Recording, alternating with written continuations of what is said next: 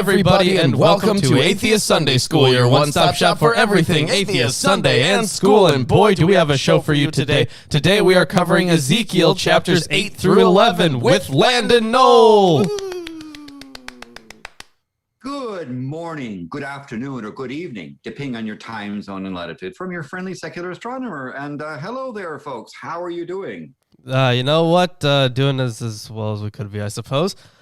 Well, I mean, you could be doing better, I'm sure. Yes. Theoretically. Yeah. Yep. Absolutely. And also, because I just want to make sure we get it right. If Landon is like too quiet or something, because I know that he sounds different to us than he does to the audience. So yeah, so let me know on there. I mean, I can make adjustments here. And we have a sound person, the experience behind the camera, that can make adjustments as needed. Yeah. So we just want to make sure that's all good. All right. So today we are, of course, covering Ezekiel. Yeah. And you got another vision, another crazy vision. Indeed, we have another crazy vision, and after this episode, we're gonna be like almost a quarter of the way through Ezekiel, roughly. Yeah, I suppose we will be. I mean, if we do three chapters next episode, then we'll be literally a quarter of the way through Ezekiel, I'm pretty sure. Yeah, we'll probably be doing more chapters anyways. Yep. So yes, and I say, and I'm not on the first of the month, which would have been the Orthodox Easter day, allegedly. Except, of course, I hope that next week you cover this whole controversy about Easters and so forth again. We can touch on it. I'm sure Lawrence knows. I know some stuff about Easter. Yeah.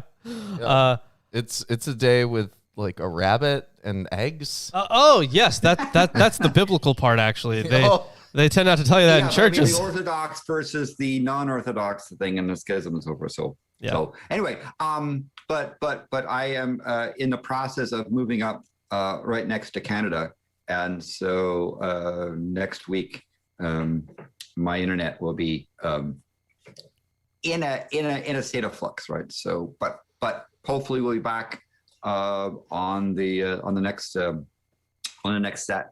And we'll because part of the secret of winning T-shirts, like this nice T-shirt here. Yes, like that one, like that fantastic T-shirt. Yeah, is to appear on the show when they spin the wheel, right? You can and Yep. Brilliant. That's incredible. Yeah, We've been had. Just so you know, Landon is off there casting his like chaos magic in order to win this consistently. Oh, yeah, we should have known. We should have known, but not our fault. We didn't know it was rigged, but Landon has been rigging it this whole time. There's no other way to find prime numbers.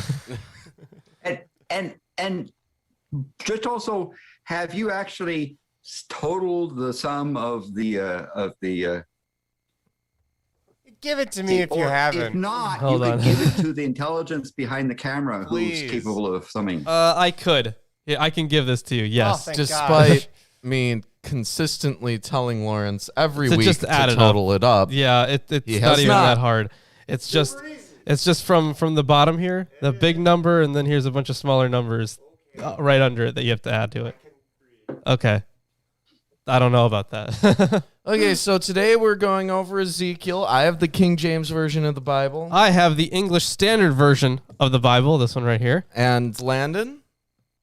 Well, I am using the New American Standard Bible, a reference edition by A.J. Holman and Company, division of J.B. Lippincott Company, Philadelphia, New York, and probably copyrighted by God, although it actually is copyrighted by the Lockman Foundation as well, from 1960 to 1973, perhaps because when God copyrighted it, it's only 75 years in the U.S. and after your death, and maybe God is dead. Oh, yeah? Yeah. It's been quite a while, right? Well, if not, they can battle it out in court. I'd love to see that. But we additionally have the Robert Alter version of the Hebrew Bible, a translation with commentary. We have Erdman's commentary on the Bible. We have Zimmerle's commentary from the Hermenia series on Ezekiel. Walter Zimmerle. Yes. Additionally, we have the Holy Scriptures according to some Jews. And the new King James version of the Bible. Yep, indeed we do. So, do you have anything to say for yourself to explain your aberrant behavior? Or alternatively, do you have anything to say about chapter 8 of Ezekiel? Let's so this is kind of like a new section that we're getting into here, because it starts off with another date. So just like in chapter 1, we started off with what was it, like the 13th year of somebody. It was the 30th. In the 30th year. So that was maybe somebody's age. Maybe it was somebody. In the 4th month and the 5th day. Yeah, the 5th year of the exile of King the Jehoiakim. 13th year of the 5th day of the 4th month. Yeah, so this is how history was written once upon a time. Well, yeah. Lawrence, is this $9.99 included in there as well? Yes. Okay, thanks. Okay. So yeah, on the 5th of the month, which was the 5th year of the exile of King Jehoiakim, so that we have a date there. In a similar way, we start off with a date here, and this also, of course, is time for another vision. Maybe these are the prescribed vision times. So I'm gonna read out a few things here from a variety of commentaries. So the new date, in our terms, 592 BCE, introduces the long vision in chapters 8 through 11. Perfect. That's exactly what we're covering. Indeed. Ezekiel is at home. Hold on. Ezekiel's at home. Yeah. Ezekiel is at home, and if people wish to discover what he has to say in Yahweh's name, they must wait there until Yahweh allows or compels him to speak.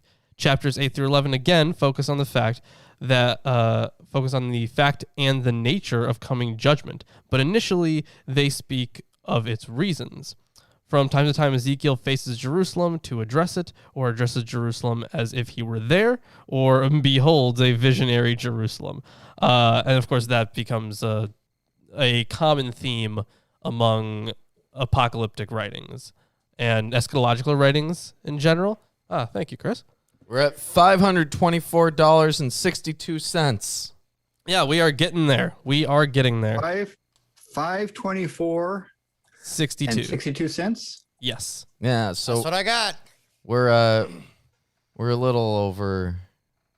So you need $141.38 more. Yes. Apparently. Yes, thank you for the And math. once we reach that, we will be getting a thetan meter. We'll be seeing who the most clear is on our team. We'll see if we can manipulate it, and we'll see what we can tell you about Scientology, the modern science of mental health. Well, is being clear good or bad? That's another thing you have to do. Yes. Yes. Because I'm betting on the intelligence behind the camera as being the most as something or other, or maybe the least, because they don't care. It depends. Intelligence behind the camera definitely has the most thetans. So, Or is the most clear. Or both. or it's somewhere in the middle. We'll find out. So that's why you should donate to. We are really close in some ways. Yeah, we're getting there. So to continue on here, if I Did you learned how to say speak, continually? I am trying to. Yes, I did say that. Lawrence, speaky, good. Best thingy ever heard. Yeah, it's. I barely got any sleep last night. Spinny wheelie. Oh my God. So that it is God who appears is not explicit at first to the reader, or presumably to Ezekiel. Thank you, Landon, Oh my God, for the $99.99. Landon, this is how is this even? sixes but upside down? Okay, fair enough. Very well. That's very well. that's quite a lot. Thank you. Man, I don't even know how to thank Landon anymore. There's just not All there's right, not so words. your new total, you want to have that instead of what you wrote down? Yes. Okay, it's 624.61. All right, we're getting Yeah, there. so So we need $41.39 more. Really Yes. close. Yeah, Holy and then cow, I thanks. suppose we'll get there. and once we hit that, it's gonna be wild. And maybe we'll get like sued and attacked by the Church of Scientology. Who I knows? mean, They have a history of doing that. they do, but that was going to happen eventually. Yeah. Like, just prolong the inevitable. That's what we've been doing, I guess. Yeah. All right. So, Tom Cruise will like knock on your door, be like, "We got a problem, kiddo." I would be if Tom Cruise came and knocked on my door, Yeah. I'd open it and I'd be like, "Wow, it's nice to meet you, Ben Affleck." Okay. You could just be like, who's this? Yeah. But it depends upon, from a South Park perspective, whether he's a fudge packer. Yeah, it's been a while since I've watched that episode. And in South Park, he was in a factory. He was. packing fudge. He was in fact packing fudge. There's no double or triple or quadruple entendre there. Not even a little Well, bit. except for the fact that South Park blatantly states that it's a parody at the beginning of every episode, and you need to reference him in Family Guy, which is the correct one. It also says that it should not be viewed by anyone. That's right. It should not be viewed, Yes. Landon. How dare you watch South Park? Oh, sorry. Okay, so One of our Lawrence, favorite shows. How dare you? Lawrence, tell us about Ezekiel. And this vision, right? So Yeah. that it is God who appears is not explicit at first to the reader or presumably to Ezekiel. In 8:5, the NRSV makes matters more explicit. We'll get to that, obviously.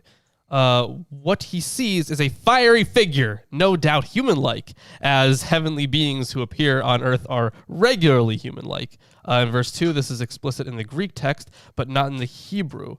Fire is ish, human being is ish, just a little bit different. He is lifted by this figure and carried off, surely by the wind rather than by the spirit. So would you say it's We'll get into this. Ish? Yes, it's ish. Yep. So we're gonna get into some commentary on Ruach, obviously, in verse 3. All right. So I mean, we can hop into that, I think, but the point is, I think it'd be very exciting to discuss some of these textual additions, possibly. That's what it looks like we're getting into. Let's show, don't tell. So, without further ado, chapter 8 of Ezekiel. And it came to pass in the 6th year, in the 6th month, in the 5th day of the month, as I sat in mine house, and the elders of Judah sat before me, that the hand of the Lord God fell there upon me. Then I beheld, and Well, is that a... Now, my chapter says, behold. but it's beheld in Yeah, the it says KJV. beheld. We gotta go with beheld. What? Yep. I'm going to No, say wait, behold. wait, Fine, fine. I object. Because mine thing is, then I looked and behold. Behold. Behold, fine. We gotta behold. Yes. And lo, Low. a likeness as the appearance of fire, from the appearance of his loins even downward fire, and from his loins even upward as the appearance of brightness, as the color of amber. That just sounds like fire. Right? Yeah. And he put forth the form of a hand, and took me by a lock of mine head, and the Spirit lifted me up between the earth and the heaven, and brought me in the visions of God to Jerusalem, to the door of the inner gate that looketh towards the north, where was the seat of the image of jealousy, which provoketh to jealousy. And behold, Behold! Behold. Behold. the glory of the God of Israel was there, according to the vision that I saw on the plain. So he's sitting there by the fire. All of a sudden, fire grabs him by the hair and lifts him up. And now he's between the heaven and the earth, and he sees God. Well, but is this like the fire god thing again coming back from? Well, I wouldn't. I mean, this is definitely harkening back to the earlier vision in chapter 1, right? Because everything just sounds so similar to that. It might harken back to the burning bush. Yeah, that is also potentially true. So you have God in the fire here, or at least a medium through which someone can communicate with God. So the hand of Yahweh, which fell upon the prophet, first of all, opened up for him a vision in the manner of 1:3. In the heavenly figure which Ezekiel came to see, the close connection with the description of the enthroned figure of 127 is striking. Since in chapter 10, and because this is a unit, right? This is one big vision here. Since in chapter 10, there is no doubt regarding the later elaboration of the text with figures of the introductory theophany, the suspicion of subsequent contamination also arises for 8:2. And he goes into the textual history here a bit because this commentary, as I'm sure you noticed last time, is it does have some things that are out of order, right? But that's because it was their reconstruction. Yeah. So he does go into that quite a lot here. In fact, most of this is an argument for his reconstruction. What verse did you end off on? I just finished verse 4. Okay. Yeah, so he has this a little bit differently where he has parts of verse 3 just after verse 4. Yeah, so we're going to pass over that. Yeah. Oh, but again, you talk about this vision of this fire thing. Yeah. In some religious cultures, fire is seen as bad or evil, like it's purifying. It kind of varies because some people say, well, don't look at the flames because the devil is there, and so forth. In fact, in certain Islamic cultures, like in the thing, there's a thing about don't stare into the fire because the jinns come out. Other people see fire as purification. So I don't know here whether this reference to fire is unusual or usual for this. Well, I know that in the Tibetan Buddhist tradition, they have a meditation method called Trataka. And in Trataka, you literally just stare into fire until you see things. So presumably, people have been hallucinating while looking at fire for quite a while, and across cultures. Yeah, I'm currently trying to find the Greek text here for that specific section. Yeah, so at least in his translation. And when I looked, behold, there appeared a form in appearance like that of a man. From that which appeared his hips downwards was fire, and from his hips upwards, like the appearance of a pure brightness. Okay, so I'm going to look into the Greek of that. Yeah, of course, this is from Hebrew, right? No, the thing is that, as Eerdmans points out, that I pointed out to you. You mean the thing I read at the beginning? That this human-like aspect is explicit in the Greek text. Yes. But it's not in the Hebrew text. Right. Right? So, whatever you're looking at in the Greek... The thing that I read... is going to affirm that, right? Right, but what I'm saying is the original text is Hebrew. And doesn't affirm that. Right. So I'm trying to look for the Greek. Well, the Greek is going to affirm that. Oh my God. Yes, I know. You already know what the Greek is going to say. I want to see the Greek, though. Okay, go ahead. He's doing what's called biblical scholarship as opposed to barely taking the word of the preacher. Oh, man. He's taking the word of the person who wrote the Greek, too.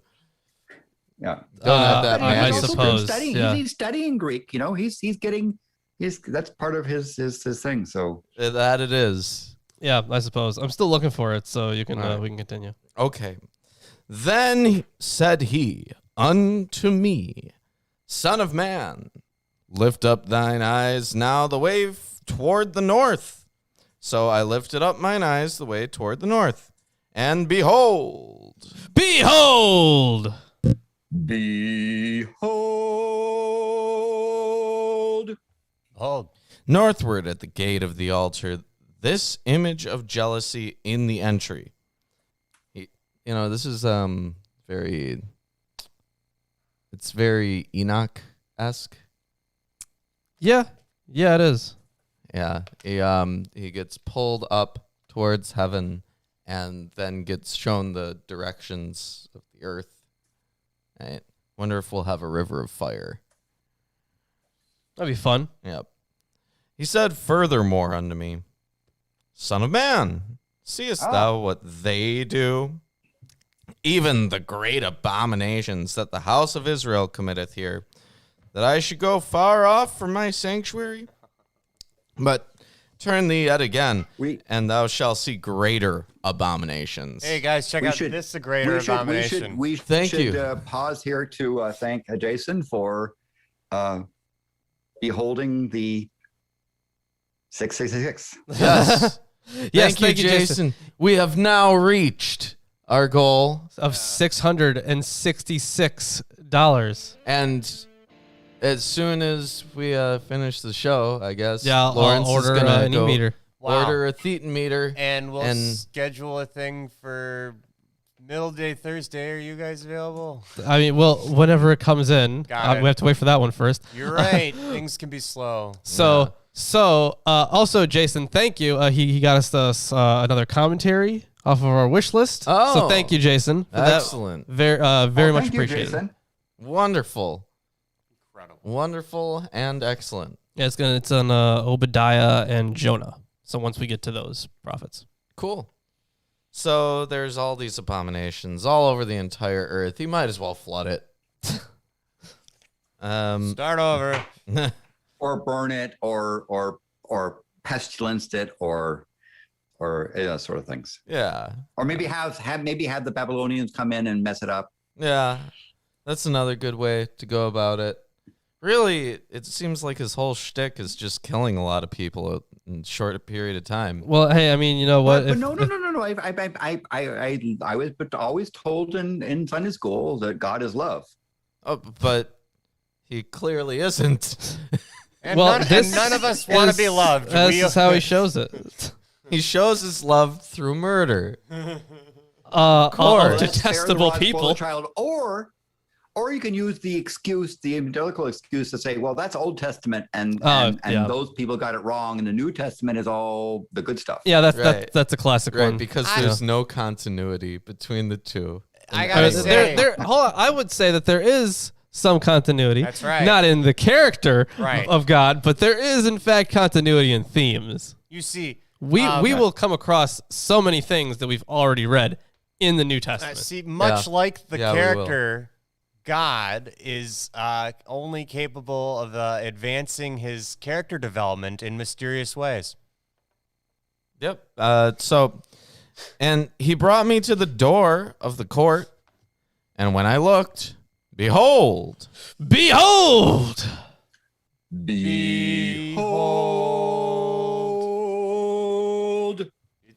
A hole in the wall. Yes, there was a hole in the wall. This is the oddest moment in Ezekiel's vision. Is this a glory hole or just a bad masonry? Well, let's find out how much glory is really there. Maybe a little bit of both. So this is the oddest moment in Ezekiel's vision of the abominations in the temple. It suggests a kind of prophetic voyeurism. Oh boy. There is a hole through which he might almost peek into the vile pagan rites practiced within the chambers of God's temple. In order to actually see them, however, he must enlarge the hole and break through the wall. I think this is more of the glory hole, to see the glory of something. It's a hole to see glorious things. Or no, definitely not glorious things, right? The opposite. Yeah, the exact opposite. The people inside could look out to see glorious things. Yeah, I suppose they could. It is like the one a truck stop bathroom. Yeah, it's the one hole through which glory enters this pagan area, right? Oh. Then said he unto me. That was verse 7, right? Yeah, that was verse 7. Huh. Weird. Okay. Son of man, dig now in the wall. And when I had digged in the wall, behold. Behold! Behold. Well, A door. And he said unto me, go in, and behold. Behold! Behold.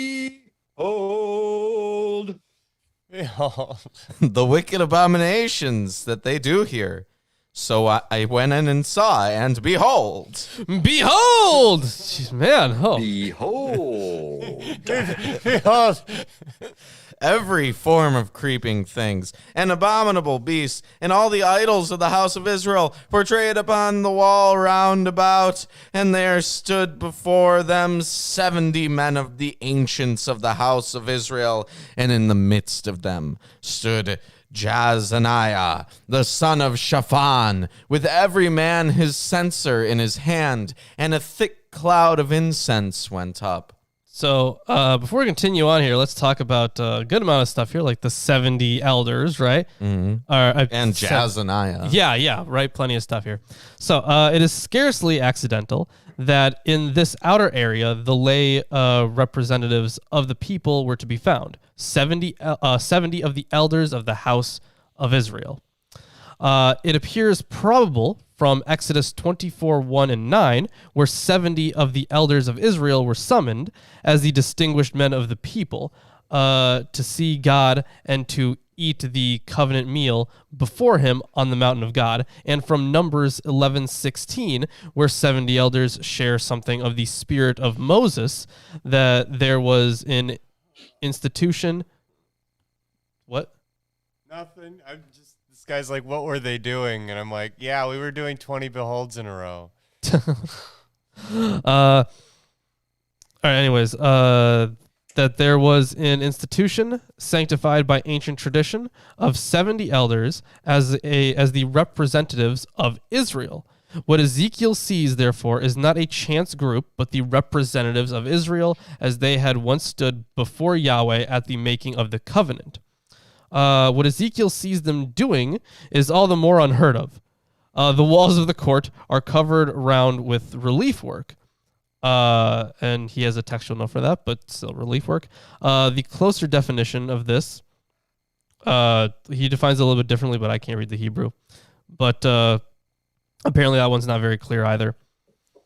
The word that's translated as images of reptiles and beasts speaks more plainly.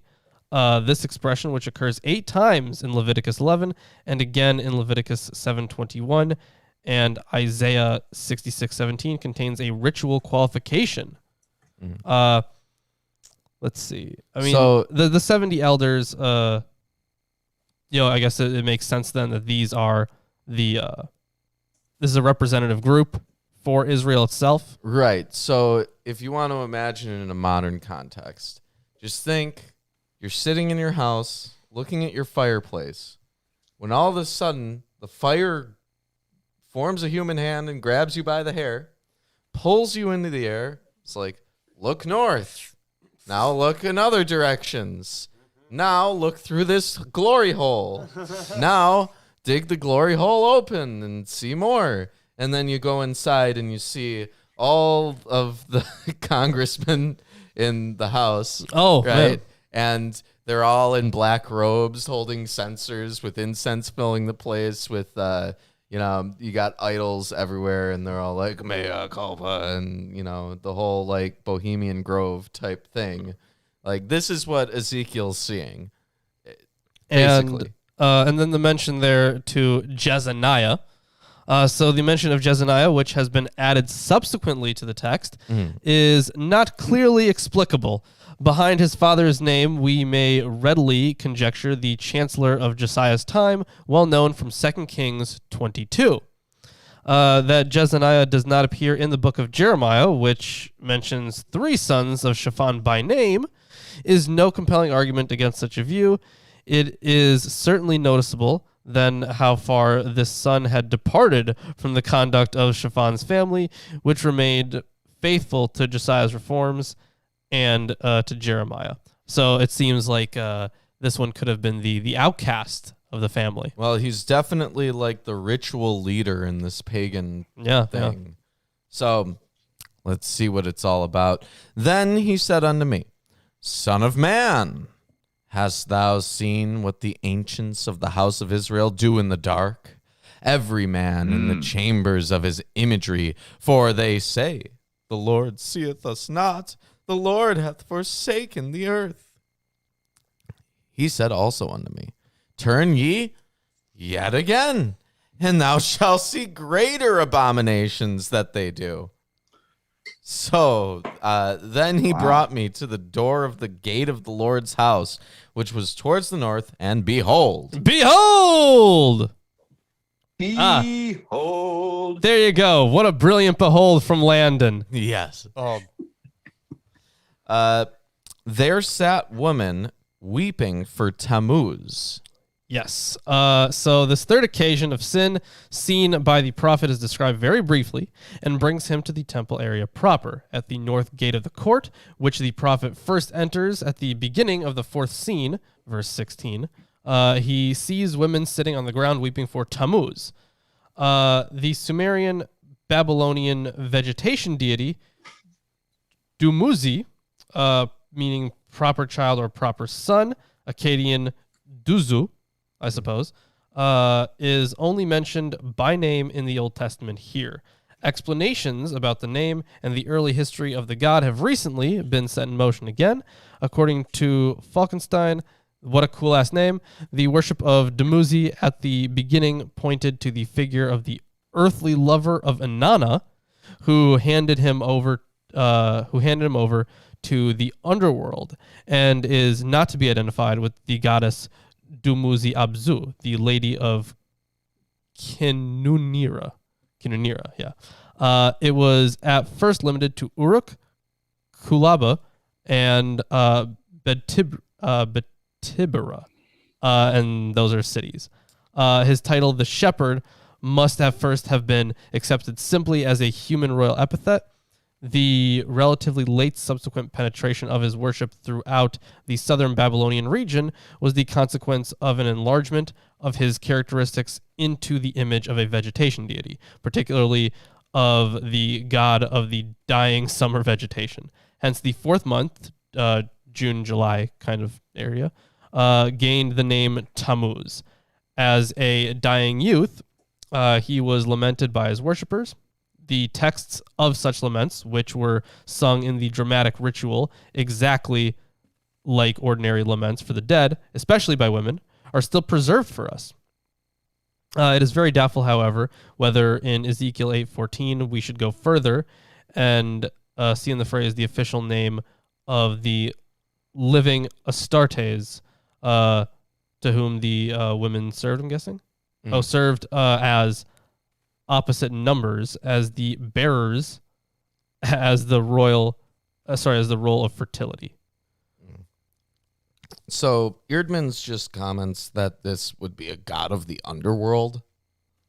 Which Okay, just I guess you could see it that way, maybe. yeah. But he just vaguely kind of says god of the underworld. Fair enough. But also, when it mentions the image of jealousy earlier in the text, it says that comparing with 1 Kings 15:13, 2 Kings 21:7, 23:6, 2 Chronicles 33:7, Jeremiah 44:17 through 30, suggests that this was a jealousy-provoking image of a goddess of love and marriage who was understood to be Yahweh's wife. So, well, they were okay. All right. yeah, while there had once been such an image literally in the temple, in this period, Jeremiah 44 locates her worship elsewhere in the city and surrounding country. Yeah. Although I wouldn't really say this is part of like a jealousy thing. Mm-hmm. I mean, it is part of a jealousy thing, but not in like the love kind of jealousy thing. Like in more of the you should be worshiping me, obviously. Not right. Yeah. And so throughout this chapter so far, we've just had reference to pagan god after pagan god after pagan god, right? Well, I mean, it's clear that they are being worshipped here, and this is in a vision, obviously.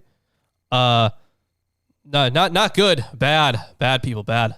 Yeah. So Not bad. Well, we can also infer that these elders doing this ritualistic worship is worse than people worshiping Asherah, Or the high places. right? Yeah, Right, or yeah. the high places, right? This is isn't the big deal here, according to the text, that they're doing this in the temple? That's the That's a big so deal. they're bringing the high place to the central place, and that's like worse. Yeah, absolutely. You're defiling it. Furthermore, that this worship of Tammuz is even worse than that. And then it says, then he said to me, hast thou seen this, O son of man? Turn ye yet again, and thou shalt see greater abominations than these. And he brought me into the inner court of the Lord's house, and behold. Behold! Behold. Oh, what a great booming voice from Yes. Landon. At the door of the temple of the Lord, between the porch and the altar, were about 25 men with their backs toward the temple of the Lord and their faces towards the east, and they worshipped the sun toward the east. Oh, no. Then he said unto me, hast thou seen this, O son of man? Is it a light thing to do to the house of Judah, that they commit the abominations which they commit here? For they have filled the land with violence, and have returned to provoke me to anger, and lo, they put the branch to their nose. Therefore will I also deal in fury. Mine eye shall not spare, neither will I have pity. And though they cry in mine ears with a loud voice, yet I will not hear them. So, this is a whole lot of idol worship. They're worshiping other gods. They're worshiping celestial bodies. They are doing everything they're not supposed to do. Which is kind of an interesting thing, given that for example, some people cite this verse as saying that astrology, that zodiac stuff, is an abomination and is of the devil. But on the other hand, in times in medieval times, astrology was tied up with weather forecasting. It was considered to be something good. So it's a thing. I shall say as well, this chapter, I believe, has 8 beholds. Yes. And it probably is one of the most behold dense chapters we've ever come across. Yeah, it's pretty nuts. Yeah, at least in English. Yeah, but they fit the behold into like a formula in this chapter. It's very nice of them to do that. Yes. Very, very much appreciated. But yeah, all this worship of other deities in the temple, ridiculous. Absolutely horrible. Oh yeah. That's got to go. Yeah, so I guess let's see what Ezekiel's going to do about it. Or maybe let's see what God's going to do about it.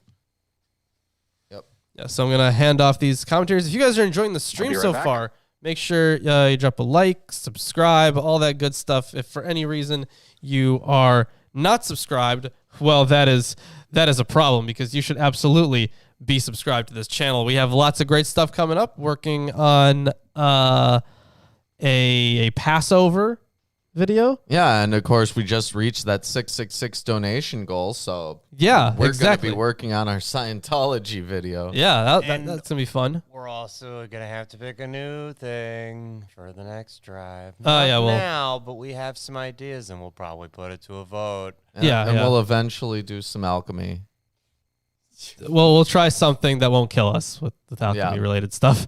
That project is too hard, guys. Well, we're still gonna have to try something, but it won't. It shouldn't kill us.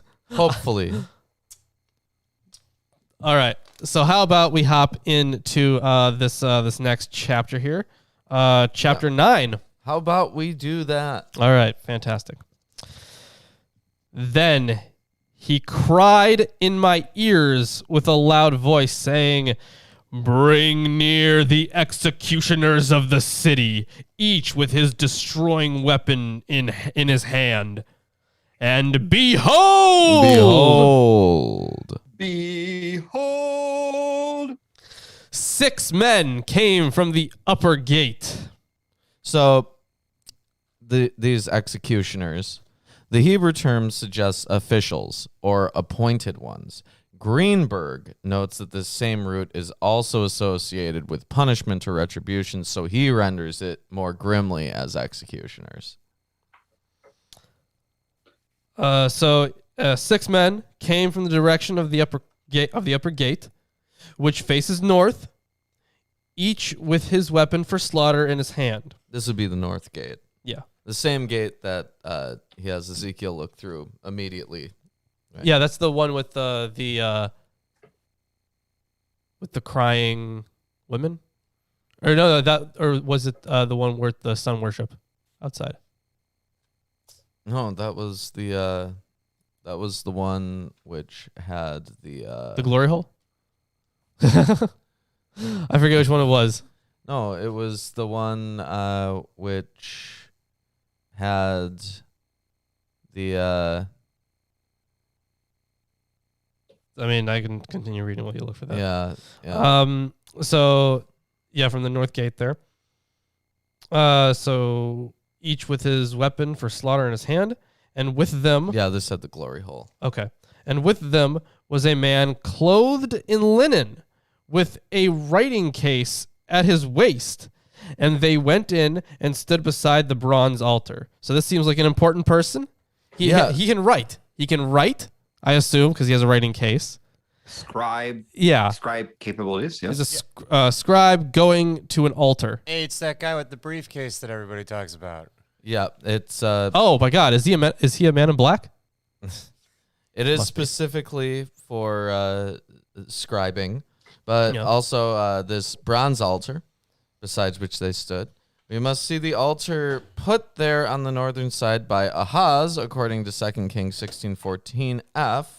It is not the altar mentioned in 8:16 and installed by him directly in front of the temple entrance, nor that postulated by J. de Groot as the small altar deriving from the pre-Davidic age.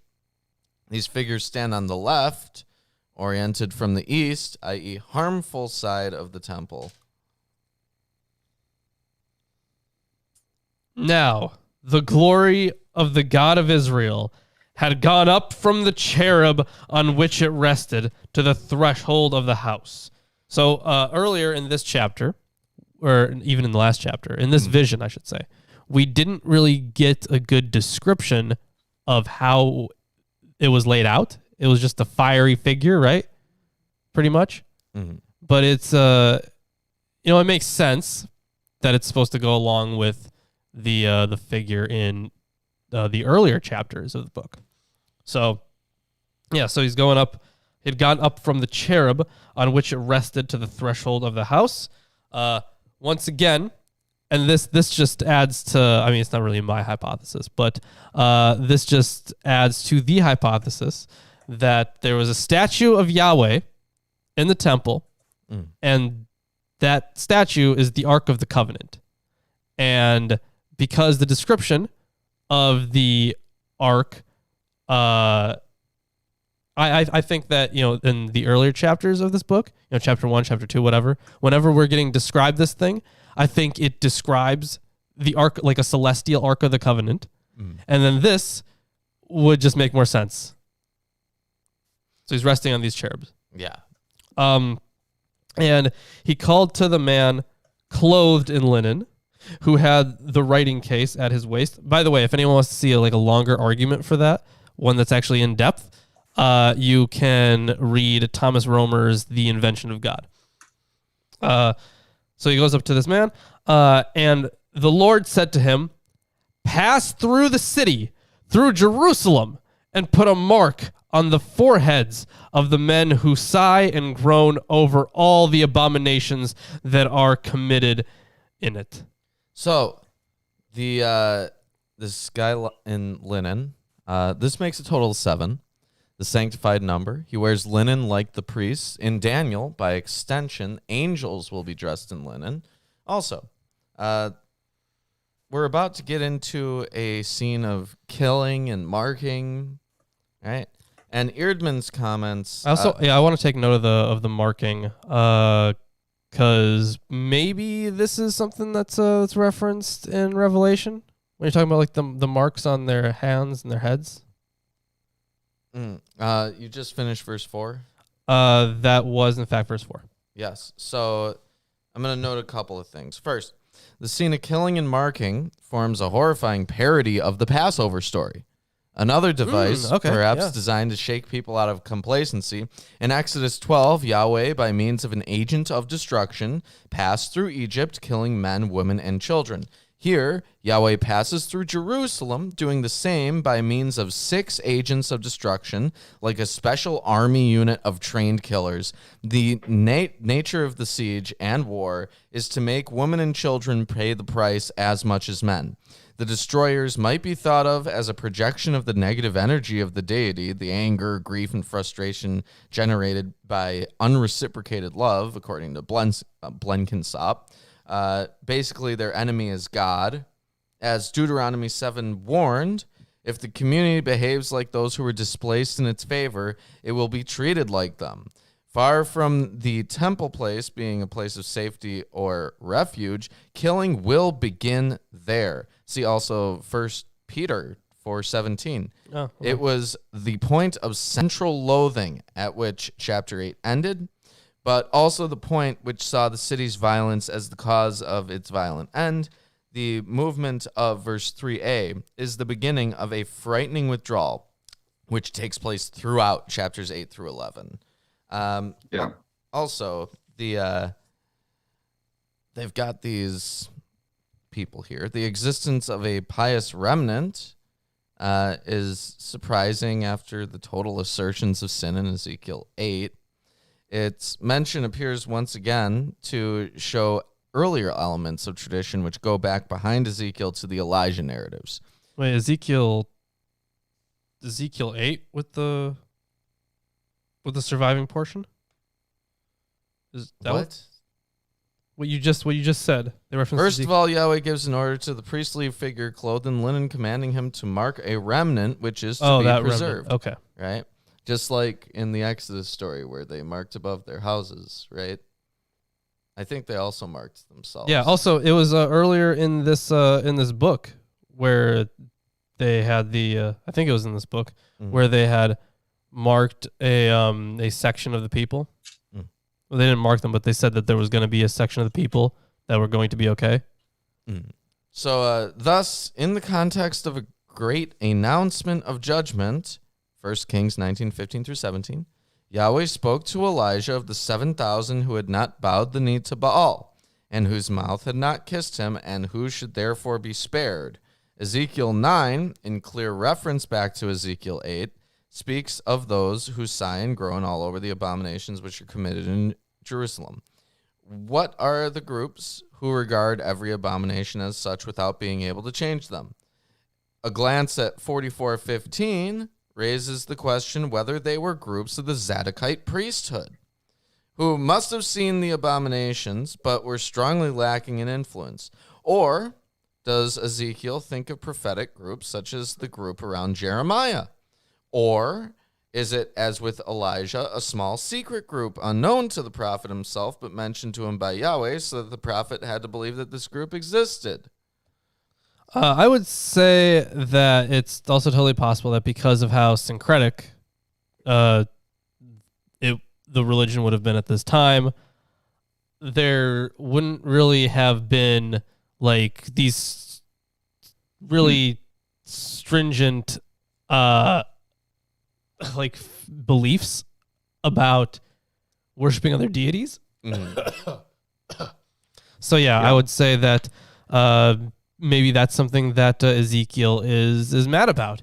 He sees people like they believe in Yahweh and whatnot, and they do all the things there, but like there are these other gods too, and they're here, but we can't really change what's in the temple now when we gotta or what we worship now because of the current rule. So we just gotta go with it. Maybe that's it too. Yeah. So this, but I like to think of the sighing and groaning over the abominations, right? We on the show have sighed and groaned over the high places, right? Every time there's a high place thing there. So perhaps we would have been receive the special mark as well for all of our high place sighing and groaning. Can't wait. Let's continue on here. And to the others, he said in my hearing, pass through the city after him and strike. Your eye shall not spare, and you shall show no pity. Kill old men outright, young men and maidens. Battle. Oh, sorry.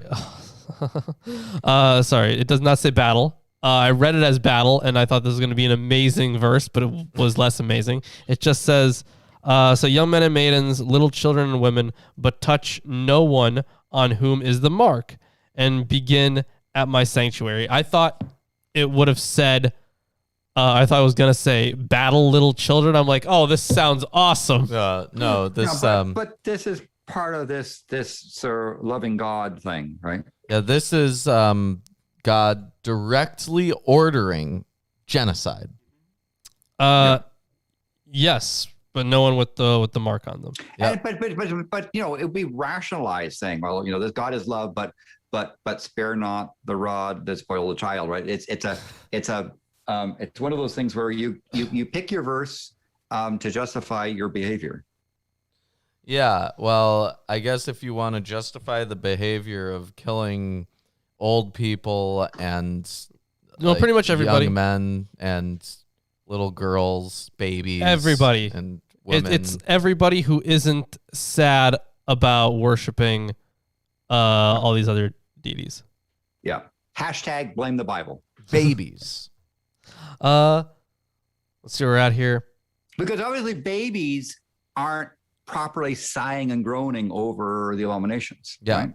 So to all the believers out there, your God wants you to kill babies. Well, no, it doesn't say babies.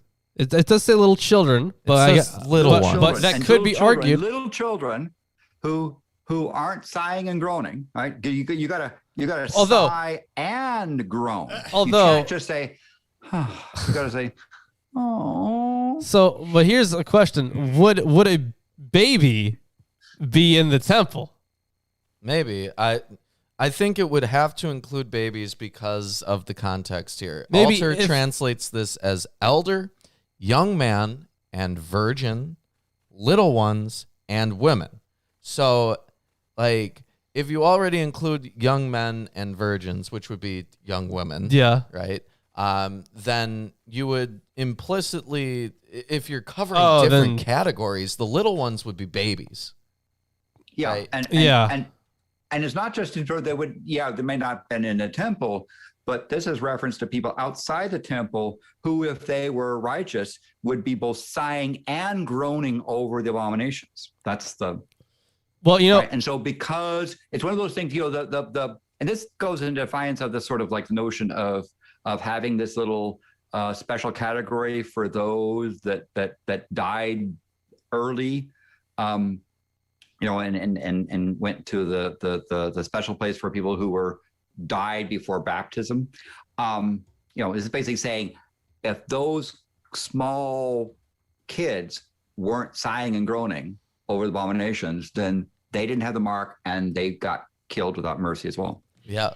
And that is a good reference, Psalm 137 there. Yeah. Bashing babies' skulls against rocks. True. Although it is a psalm, so it's...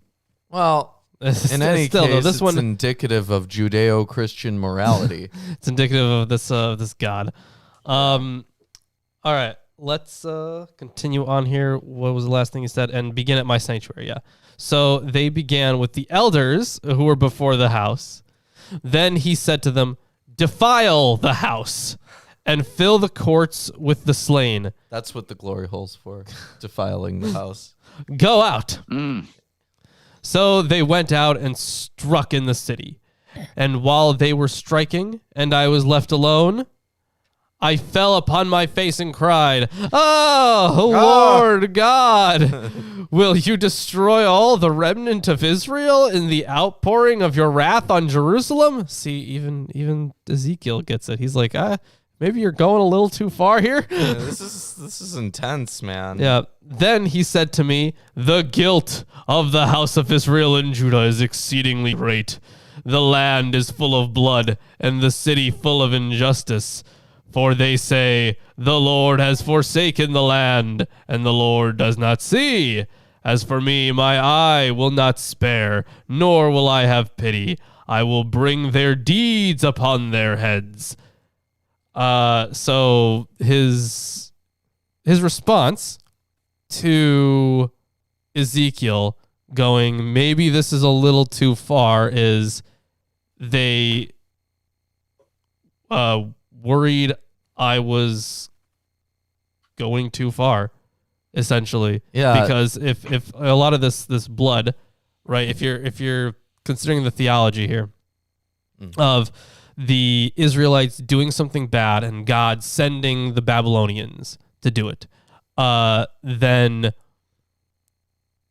essentially he's getting mad that they're mad about this, and he's punishing for him. He's punishing them for that. Yeah. So the people who are left. In his prayer, Ezekiel had used the word remnant in its usual Hebrew sense. It simply means the people who are left after disasters such as those of 721 BC and 597 BC. The people who are left may then become faithful remnants. Here in reverse, the faithful minority are to become the remnant which survives. Whether the faithful belongs to particular groups, we do not know. It is as likely that this constitutes a promise that there will be such people and or a challenge that there will be as that it is a piece of information regarding their identity. Now, altar comments where it says defile the house and fill the court with corpses. So corpses intrinsically defile a place. The command to defile the temple is shocking, but as Greenberg notes, it has already been defiled by the abomination of idol worship and hence is no longer a fit place for the worship of Yahweh. Fair point. Yeah. Now, when Ezekiel says, are you destroying the remnant of Israel? Some interpreters have taken this to contradict the saving of those marked on the forehead. In fact, it makes some emotional sense. Ezekiel, confronted in his vision with the bloody spectacle of the temple courts filled with corpses and men, women, and children bludgeoned to death with maces everywhere, is devastated and feels as if the entire people were being wiped out, which would be a fair assessment, I would think. I would say so. Yeah. And again, a rationalization to say, well, this is merely a vision. God is displaying that actually didn't do this. God is merely showing what happens to the wicked. On the other hand, I would say from a psychological perspective, it seems like God is really has a really almost fetish for this kind of a destruction, right? It's like, it's not just being mad. It's like, this is premeditated, really, we can definitely talk about, the obvious moral issues here. So killing men, women, children, and babies. Now this next line is very interesting. And behold, what next line? That's the end of the chapter, isn't what? it? No. Oh, well, it's the end of the commentary. Oh, well. No. Shoot. Oh. This is verse 11. Behold. Bold. The man clothed in linen with the writing case at his waist brought back word saying, I have done as you commanded me. So I'm guessing this is a faithful scribe. So we can assume this is an Israelite scribe. Okay, I think this is a misprint, or perhaps, or maybe it's because remember it's his a commentary division. Yeah, his commentary has a he divides it the way he thinks the original would have been. So if something was misplaced or something was specifically put somewhere else, and the author was like, you know what, it makes way more sense here. It doesn't actually make sense in the place that it's in right now. So he kind of moves it around to make it make sense, I suppose. Okay, so Eerdmans doesn't really have any useful commentary past what we already covered. Yeah. this has very little. It's going to have some notes on some of the heavenly imagery that we run into. It only goes up to verse 12, right? The last verse was verse 11. Yeah, and there's 12 verses in the chapter. There are 11 verses in the chapter. There's 12 here. Well, that's the Hebrew thing then, right? Because sometimes there's one more or one less. Yeah. Yeah. I have 11 verses in chapter 9 of my translation. So, and I'm looking here. This dude has like more than 14 verses in here. Does he? Yeah, he talks about 9:13, 9:14, 9:15, 16, 17. Oh, here. I mean, you can look at his own translation closer to the beginning of the section, and you will see his division there. So let's see how he ends it at chapter 9. and again, you were refresh on the right again way. people's memory. That was chapter 8. Right? Oh, no. They have this as a whole section. It's a whole unit, yeah. Okay. So where does he ends it at verse 11, but then he has commentary on later on 9:14, but he ends it at verse 11. Okay, that's weird. What is going on here? The notion of breaking up things in verses, it reminds folks again when the sort of verses were when that process began. I mean, I don't know an exact like date, but it was definitely a much later division. It was just like a lot easier to give these things verses. It was a lot easier to cite.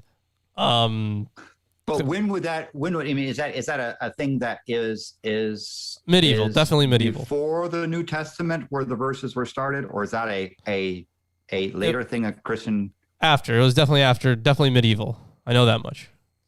Yeah. So it's So in the temple and like in the Torah, they did they have at that time ways to cite sections of it, or it's just one large block of text?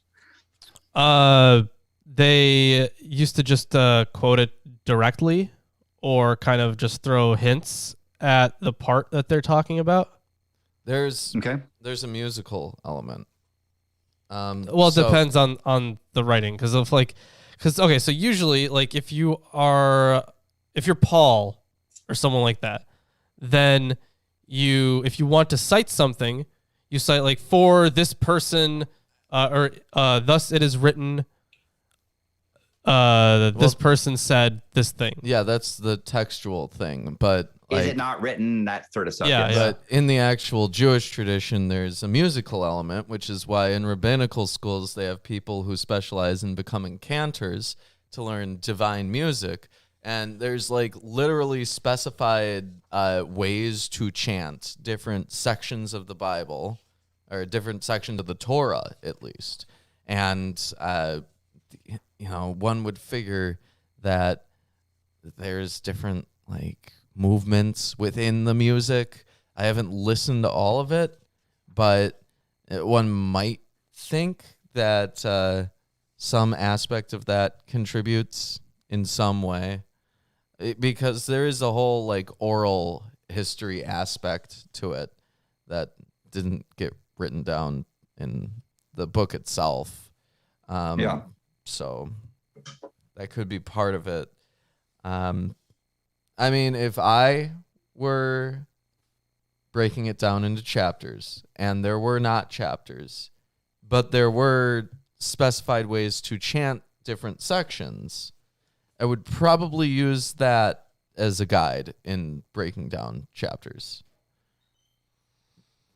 given the absence of any other way of doing it, right? Anyways, do you hear something? You know what? I think I do hear something.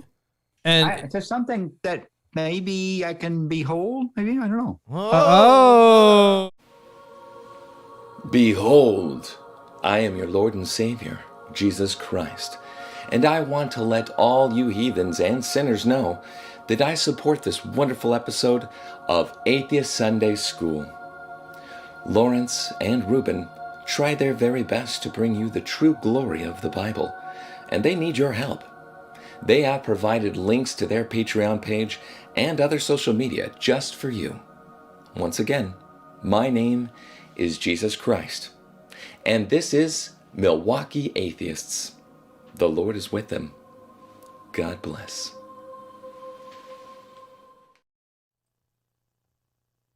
We're back. Oh my God, Jesus! You scared me. I was not expecting you to be back so soon. Neither was I. And once again, you seem to have taken Reuben. He has disappeared.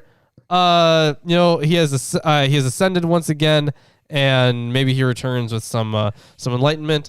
And without having too much time to read through this entire commentary here, I'm not quite sure what is going on in it.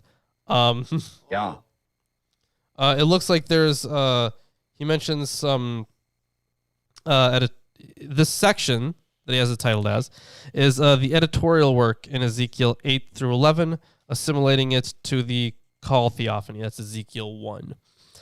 Yahweh in the surpassing wonder of his glory had appeared to the prophet in the hour of his call, far from his homeland. The great ecstatic experience, Ezekiel 8 through 11, a year later, enabled him to see how the Lord in Jerusalem abandoned his dwelling place there in order to leave the city and temple to their destruction. The details have attempted to make clear that it was not incompatible with the Old Testament faith to regard Yahweh as dwelling in Jerusalem,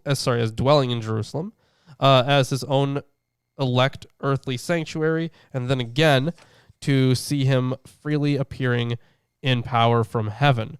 The final composition of Ezekiel 8 through 11 shows that the circle of Ezekiel's disciplines, from whose hands we have received the book, his disciples, from whose hands we have received the book, could not grasp this two-sided tension, but sought to bring it into a more uniform conception.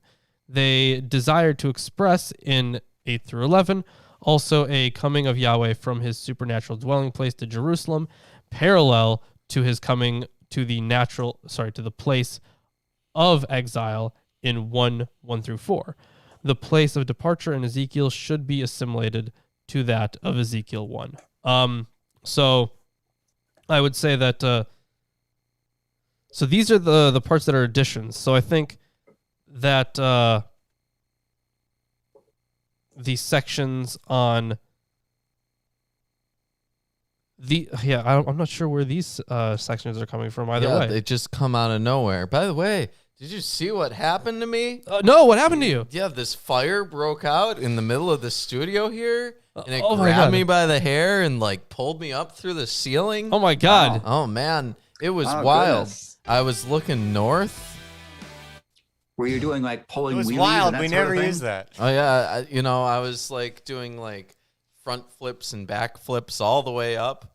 It was wild, and I looked hopefully north. I was one of the people who was sighing and groaning over the high place stuff. So. Yeah, it was really high up there that I got pulled. I looked north. I saw Green Bay. Oh, Green Bay. Yeah, and there's all sorts of abominations going on there, man. You want to stay out of Green Bay. Oh, wow. That sounds horrible. Yep. You But should I see think the there's some glory really nice holes. restaurants there. Yes. I don't want to see the glory holes. All right. Yeah, sadly, no more commentary on why this is so weirdly divided. It must be a typo, right? It must be. It's gotta be. That's I weird. assume, unless this guy literally started going insane halfway through writing it. No, I think it's definitely a typo. That should be chapter 10 there. I once heard people, who It doesn't make any sense the other way. who start going insane after reading through all this stuff. Okay, well, it's definitely a typo. Yeah. So, Landon, you're about to get a really super trippy chapter here. So chapters 8 and 9 have already presupposed that Ezekiel's temple vision included the presence of the same exalted throne of Yahweh. And the splendor that we saw in chapter 1, if you remember that sapphire throne, here the split screen nature of his presentation becomes more overt, and the balance alters. The throne element becomes more prominent than the description of events on the ground. So this is about to get really nuts. Enjoy. Well, I say, and also I should mention in chapter 10, there's a lot of art that was came from this. A lot of people painting this sort of vision stuff, because again, sort of how quote fantastical it is, and the imagery. That artistic imagery may not have been faithful to the text, but just picking words and then building these sort of fantastical things, particularly in areas and times where an artist, like a painter, was really required to be biblical or beholding to the church. Things like this gave them an ability to paint stuff which wasn't necessarily Saint so and so and that sort of thing. So it is a chapter which is rich, and you can find in art a lot of things that were focused on this sort of stuff. So let's say, so beginning here, and by the way, so let's begin with chapter 10. Yes. Yeah, and this is noted. This is noted in Behold. We'll get that one. Behold. I believe that puts us at number 11. This is definitely a rich beholding thing. And by the way, I mentioned for those that are new to the chat, it's sort of our tradition that when we read the word behold, we behold it. And so you can in the chat type behold, or even type exclamation point behold, and have Nightbot behold. Absolutely. Yeah. So let's, if you feel willing and moved in the chat, type behold. So we're at number 11. And how could you not feel moved when you hear behold? Yes. So before we continue on with did you already finish the first verse or no? Was it you just say behold? Verse. We got stopped at the behold. Okay. In the expanse that was over the heads of the cherubim, something like a sapphire stone in appearance resembling a throne appeared above them. Yeah, so this is directly related to the throne in chapter 1. Mm-hmm. And the Ark of the Covenant. There's some commentary here in Eerdmans that I'd like to point out now. Also, let's remember that the throne was empty because he got up from it, right? Yeah. In 9:3. So cherubim is a Hebraism which has the advantage of avoiding the connotations of the English word cherubs. These are not rosy-cheeked baby angels. See Genesis 3:24. In the temple's inner sanctuary, the cherubs were winged figures sculpted out of olive wood and overlaid in gold, 5 meters high. Their wings spread and touching so that they extend wall to wall across the inner sanctuary over the covenant chest, the ark. They are the invisible attendants of Yahweh and bearers in appearance, part animal and part human. The chest was perhaps thought of as Yahweh's footstool. Cherub figures were also carved on the temple's walls, doors, and furniture. They and other features of the temple furniture in 1 Kings 6-8, also Exodus 25:10-22, overlap with the creature's wheels and throne of Ezekiel's vision, and presumably suggested its imagery in the same way as the visions in Amos 7-8 or Jeremiah 1:11-13 started from the prophet's knowledge and experience. And again, I assume, again, in the temple, we have architectural descriptions of this, being the temple is sacked multiple times. I don't know that we actually have any any pieces of these old temples or any artwork that was stolen from them, to my mind. I mean, the Wailing Wall in Jerusalem, which allegedly is part of the last temple, but is there not? Is there anything else that we have? Are we talking about like anything from the first temple? Is that what you're looking for? Or any other temples in there? It was all destroyed, right? Well, yeah, it was all destroyed. But the most importantly, it was built over. Yes. So you can't really disturb that. So the building over stuff, but in terms of things like they're describing or implying that the inner sanctum might have all these carvings and so forth, none of that material that was stolen, right? A lot of gold and other things are stolen and taken away. None of those things survive. They've no doubt been melted down and reused. Yeah, probably I would say so. Yeah, I'm not aware of anything. There might be something because I know I have to read a few books on the archaeology of the area, so maybe I'll come across something. But to my knowledge, no. So also noteworthy is that up until this point, these have not been referred to as cherubim in Ezekiel. They do it for dramatic effect, according to Eerdmans.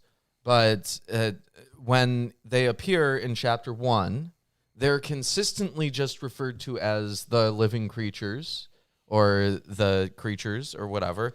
Eerdmans comments that the heavenly throne and its cherubs are one with the earthly throne and its cherubs. The man in linen, which he comes up. He'll come up. Yeah. He is interacting with them in this chapter. There's all sorts of things that happen here, but mainly we now have confirmation that the creatures that Ezekiel has been seeing are indeed cherubim and not some other heavenly or divine creature, which we didn't until this point. Yeah. Now, go ahead. Yeah, it just says that the mention here of several cherubim, which have only been incorrectly introduced through the singular word in 9:3, is it says that it's in many ways surprising.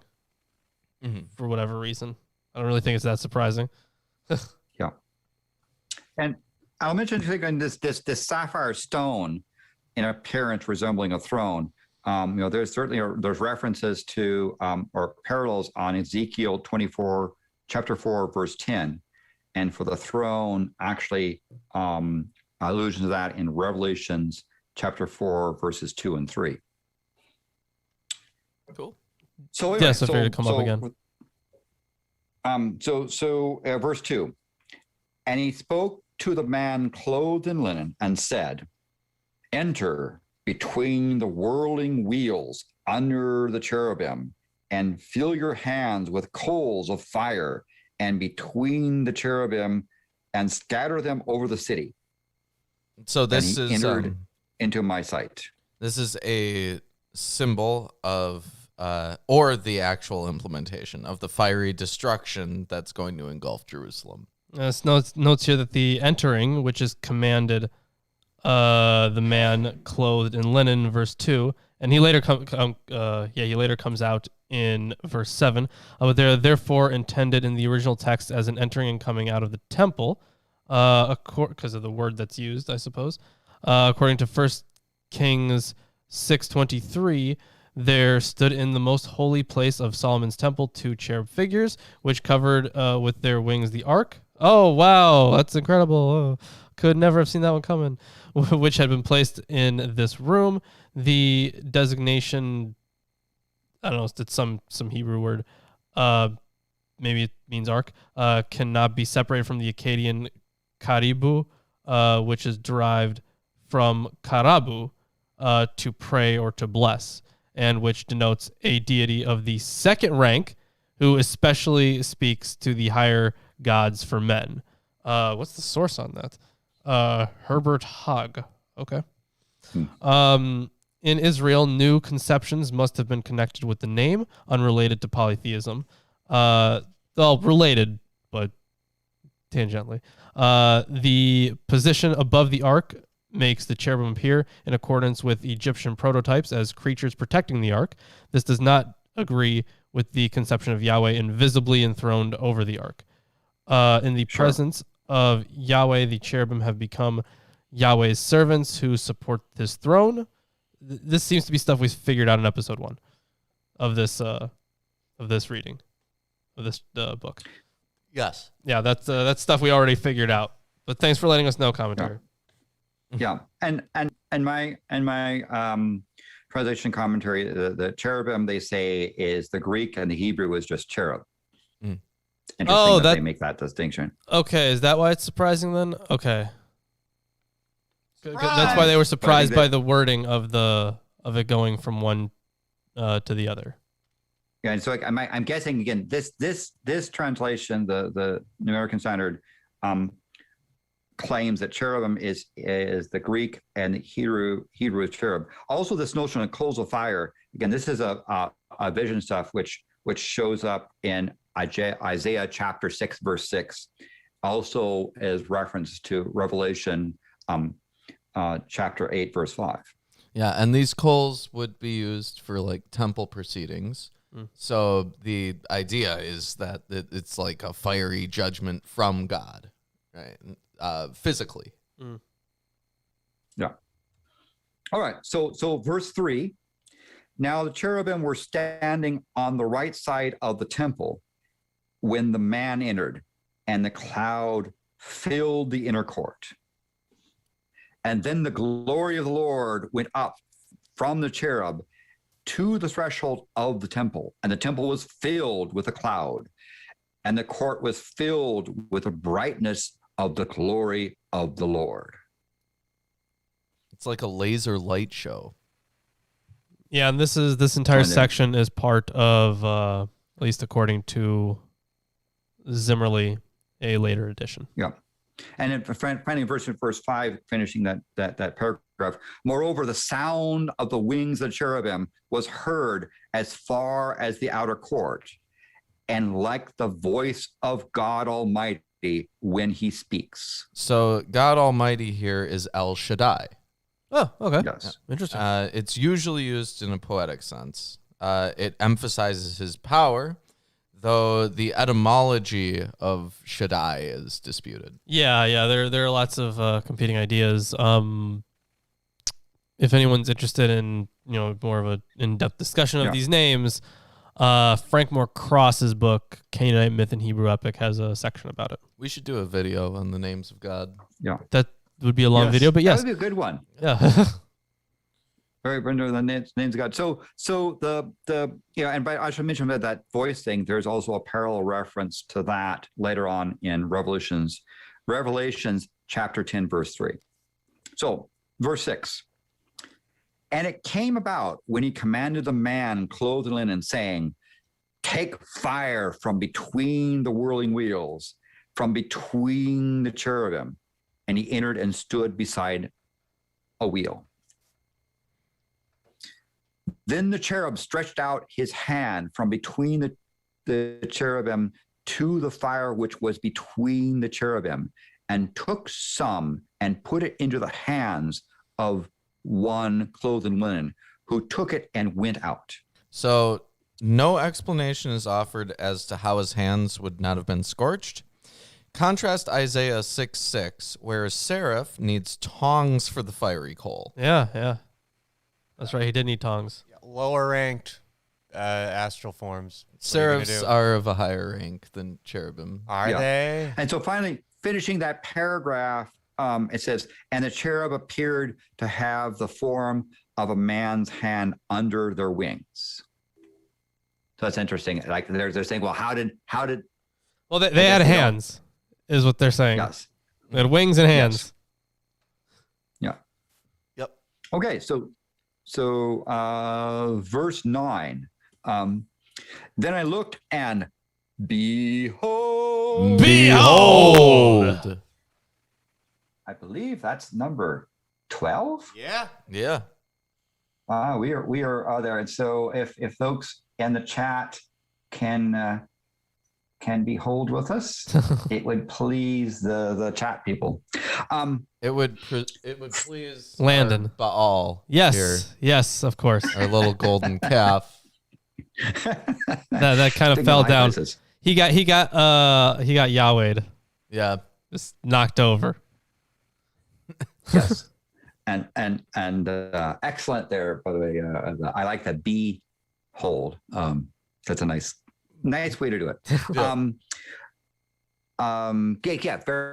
Various variations are there. So 4 wheels beside the cherubim, 1 wheel inside each beside each cherub, and the appearance of wheels was like the gleam of the Tarshish stone. The color of chrysolite. Oh yeah, that was in the first chapter as well. Yeah. So now we're getting back to the imagery of these wheels, and I assume they're gonna go into that the wheels are filled with eyes. Oh, let's find out. Yep. Yeah. But that reference that this Tarshish stone, they also say perhaps burial. I remember the ships of Tarshish. Ryl. Yes. I forget which, where they pop up. They popped up a couple times. Yeah, but the ships, they went to go there for help or something. They were helping build something, and they took the ships. They didn't take the ships, but they were on the ships. Yeah, something like that. Yeah. I forget the exact verse, but I remember the ships. They were brought up a few times. Okay. Yeah. And then, as for their appearance, all 4 of them had the same likeness, as if one wheel was within another wheel. And I don't understand, because they were saying that there's one wheel was beside each cherub. The appearance of the wheels was like a gleam. So aren't they saying the word beside, but not inside each other? We have a background picture of it, if that helps. Well, it probably won't help too much, because this is what verse is that? So we had it in verse 8. I talked about 4 wheels beside the cherubim, 1 wheel beside each cherub. But then it says in here, they had the same likeness, as if one wheel was within another wheel. Yeah, that's saying that they're another wheel inside the wheel. So like concentric wheels. That's why I say the picture's useful, because it's like a gyroscope, Landon. But it's saying as if one wheel was within another wheel, but yet it previously it said there's a wheel beside each cherub. Yes. Well, they have a lot of wheels. And they have 4 wheels. There are 4 wheels, and each wheel contains a sub-wheel inside it. There you go. That's what it sounds like. Oh, okay. All right. So there's this very, very, very wheelie then, I guess. And when they spinny moved, wheelie. Yeah. yes. Yeah. And when they moved, they went in and of their 4 directions without turning as they went, but they followed in directions for which they faced without turning as they went. Again, it's really weird. Let me read that again. Well, they didn't turn moved, for the first one either. They went in any of their 4 directions without turning as they went, but they followed in the direction for which they faced without turning as they went. So is it like an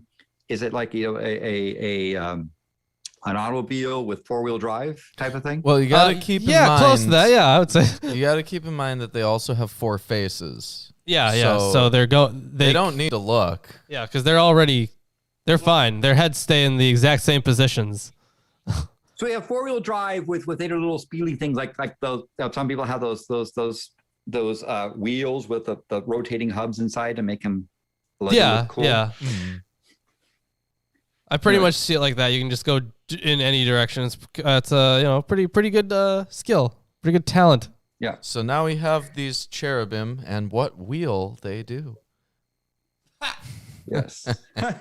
Well, in verse 12 it says, and their whole body, their backs, their hands, their wings, all the wheels were full of eyes all around, and the wheels belonged to all 4 of them.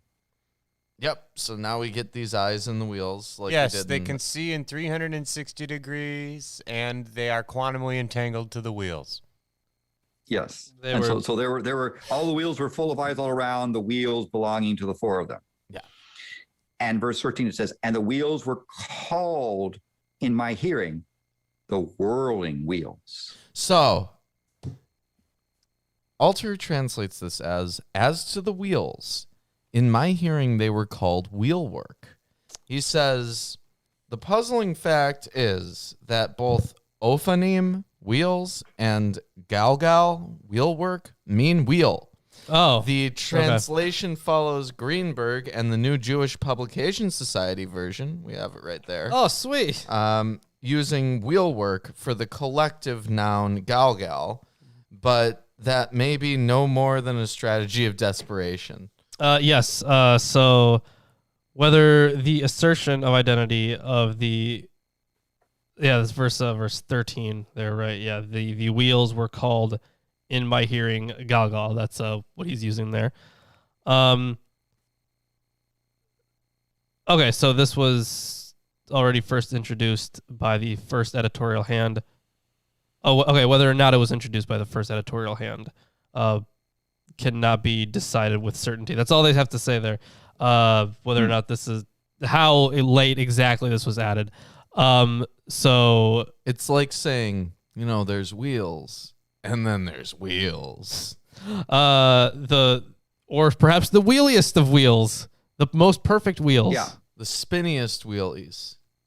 I'd be interested to see what the Greek says. So I guess you're seeing these kind of I'm getting an vision that there are these wheel groups by Pleiades, cherubim, and these wheels have wheels inside the wheels, and they're kind of like gyroscopic things, but they can go in any direction, but they turn in concert with each other, and they happen to be called whirling wheels, which is I guess another thing. So verse 14 to complete the paragraph, and each had four faces. The first face was the face of a cherub. The second face was the face of a man. The third face was the face of a lion. And the fourth face was the face of an eagle. So the description here diverges from the description in chapter 1. Yeah. There, each of the creatures had four different faces. Here, each appears to have four similar faces, with the differences showing from one creature to the next. The face of the bull, moreover, in chapter 1, is replaced here by the face of a cherub, unless, as some have claimed, cherubs had bull faces. These discrepancies may derive from the fact that Ezekiel had two parallel but not exactly identical visions of the same celestial apparatus, or they may reflect struggles in the process of transmitting this difficult vision. And I also say that of the four faces, there's a reference later on of similar thing in Revelation chapter 4 verse 7. Yeah. So I go over this in my video on Revelation, but there is so much in Revelation that does take up this just what we would today look at just the most bizarre imagery. It's there. So yeah. Revelation includes it. It goes all the way with that. So also. Is the statement regarding the appearance of the four faces of the cherubim, verse 14, which is out of place in the passage about the wheels. From its basis in 110, it is distinguished by its smooth style, which no longer leaves any trace of the unevenness of 110, and still further by the replacing of the face of a bull mentioned in 110 in the third position by the face of a cherub here set at the front. Since the entire form of the throne chariot in Ezekiel 10 bears the name cherub, this is very strange. Are we to think that this face of a cherub itself had four sides? What was then the first of its four sides? It's a bull. Clearly, wow, easy. We have in mind here a cherub with one face, which must then be distinguished from the cherubim of Ezekiel 10, which are identified with the what was the other word that was used in in Ezekiel 1? The living creatures, right? Yeah, the living Yeah, the living Yeah. creatures of Ezekiel 1. So Ezekiel 1 verses 6 and verses 10, but you're referring to Ezekiel chapter 10 verses 21. Yeah. So Or verses 14 here. So instead of the living creatures being cherubim, now the living creatures are their own thing that are identical to cherubim, except for in the one Their own class, I suppose. They Well, serve exactly the same function. Hold on, Okay, let's. these are like there's cars still for commentary. God. These are like cars for God, and he got different drivers this time. Jeez. No, all 4 of them are a car for God. No, those are the same They're guy. they're the We're in verse wheels. 14, but later on in verse 21 have another reference to this sort of thing. But this is not necessarily, I think, a contradiction. You might think of this as somebody who has this vision, who doesn't understand what they're seeing and are trying to describe it in various ways. So Trying to triangulate Sure. I would to say get this imagery. I would say that it definitely makes sense why a different author would do this. Like it actually totally makes sense that this is a later edition, or even perhaps the part we were in before. Maybe that was even a pre. Actually no, it couldn't have been pre-exilic, right? Because the whole point was like it had to be exilic. So it's interesting to see how. So maybe perhaps this one is even post-exilic because of the difference in theology here that comes in. Yeah. So the note here, the replacing of the bull face must be understood from the fear of the bull form, which ultimately derives from anti-Canaanite polemic. I wouldn't say that's totally accurate, though. Well, I would there's a say- loss of nuance, I would say. I would say that if one of them was written by someone who had seen the Ark of the Covenant with the cherub statues, and another section is written by someone who had not seen that, who was just going off of descriptions given to them, then that would make sense as different authors having different descriptions of the same entities, right? Because, I mean, if you have a statue of it, you can pretty easily just... Yeah, you just describe it. Yeah. Although, I wouldn't say that the idea of bulls, that they were around for a while, but it was throughout the entire ancient Near East, the idea that they were these figures to be admired because of their strength. They were symbols of strength, and that wasn't just for Canaanites. That was not just for the ancient Near East either. That was a major thing among the Nordic countries with the aurochs. Yeah, because even aurochs today, were around in the A&E too. Yeah, so even today, cows in India have a huge role. So that as well. They are. I know the notion also of bulls being part of sacrifices and so forth. There's a long tradition of those being involved in ritual. Yeah. Yeah. So I would, as horse being worshipped. Well, that was a calf, but yeah. I mean, I think it's safe to say everybody likes cows. yeah. And I would also just point out that for those that you should check out the excellent golden calf video thing, one of your early. Oh yeah, thank you. Well, yes, that was a good one. A lot more about cows and gold and that sort of stuff there as well. Yeah. All right, so shall we go on to verse 15? Yep. I don't know. A new paragraph.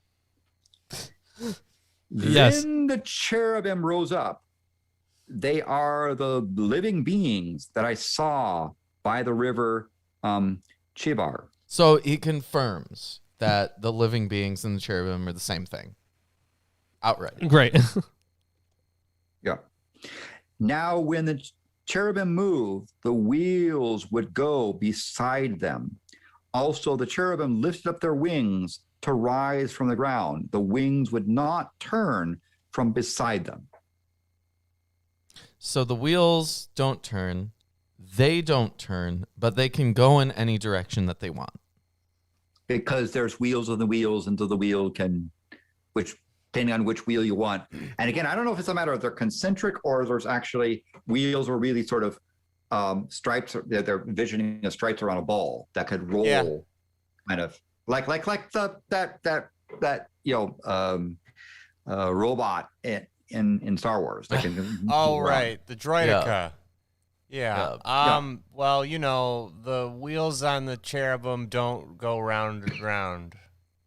Yeah, it doesn't say that the wheels like turn like wheels. Yeah. Like wheels on a bus. Thanks, Landon. Thank you. These are, of course, the platonic forms of the wheels. Yeah, well, they're like perfectly in place. Yeah. Right? And the motion is independent of the wheels. Right. I feel like you could imagine them being Magneto-style, telekinetically propelled forward all at once simultaneously, right? Basically, they all move in unison. They're levitating there, and they don't have to exert any force, any obvious force to move. Yeah. That's what I feel like they're getting across. They don't serve the purpose of wheels.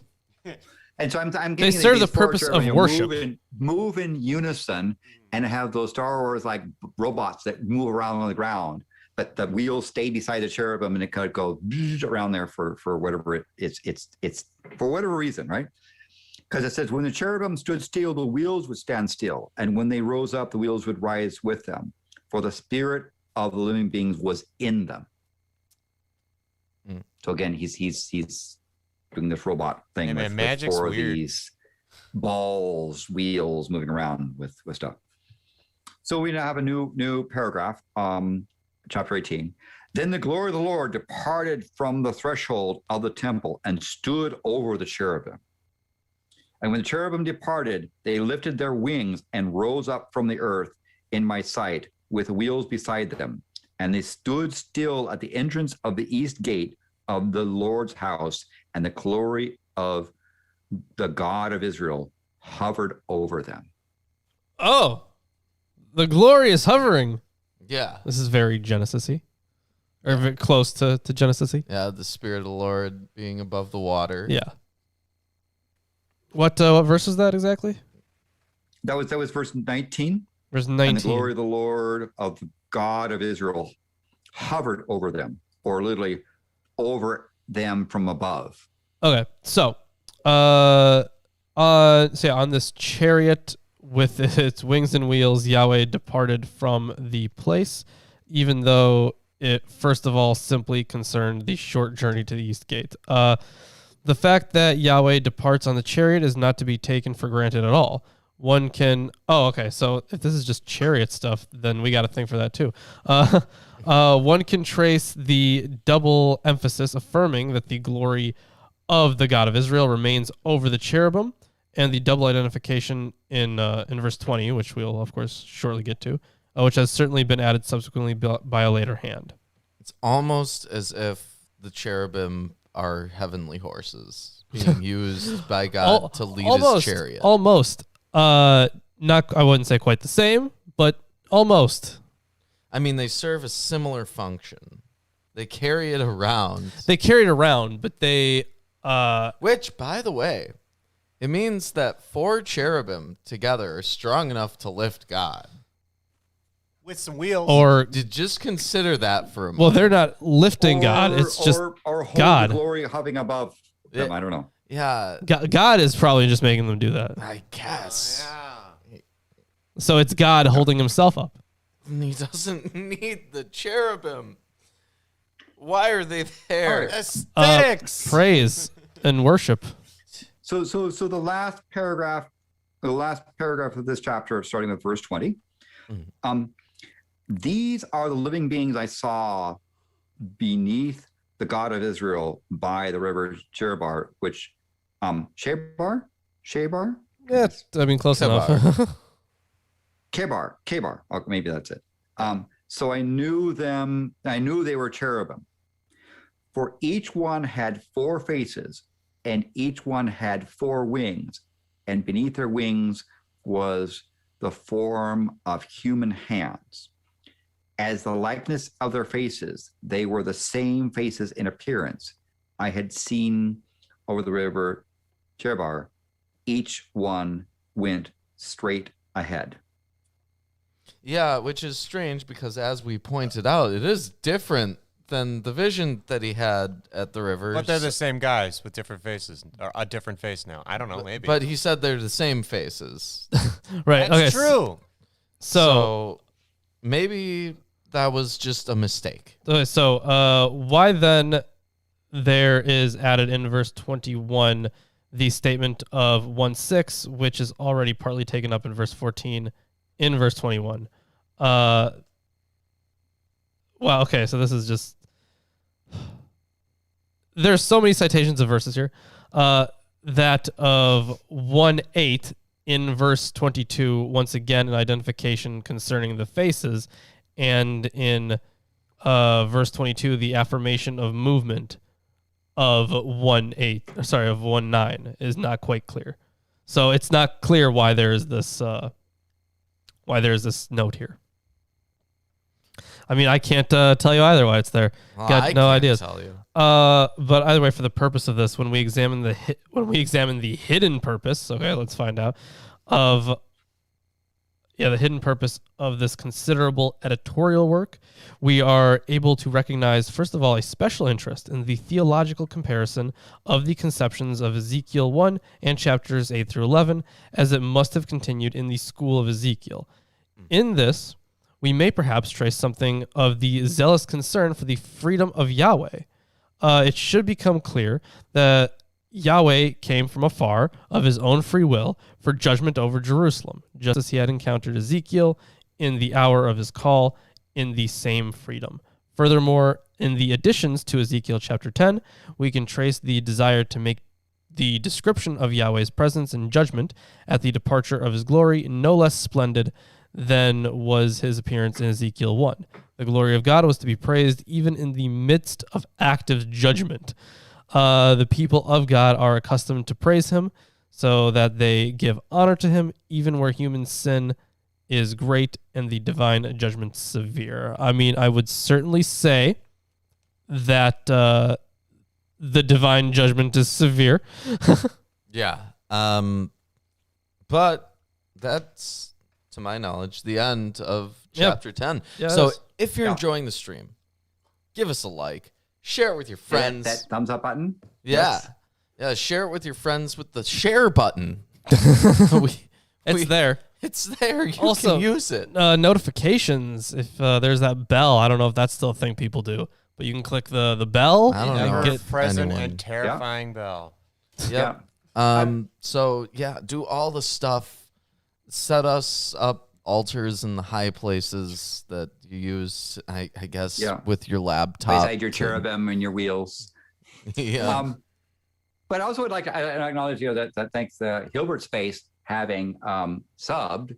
For those who don't know, a Hilbert Space is actually a vector space with an inner product operator. Allows you to define things like angles and lengths, and it's a complete space so that there are limits that allow you to use the various calculus techniques on it. So Hilbert spaces are very important, defined by David Hilbert, the first in the beginning of the 20th century. So welcome, Hilbert Space. The final frontier.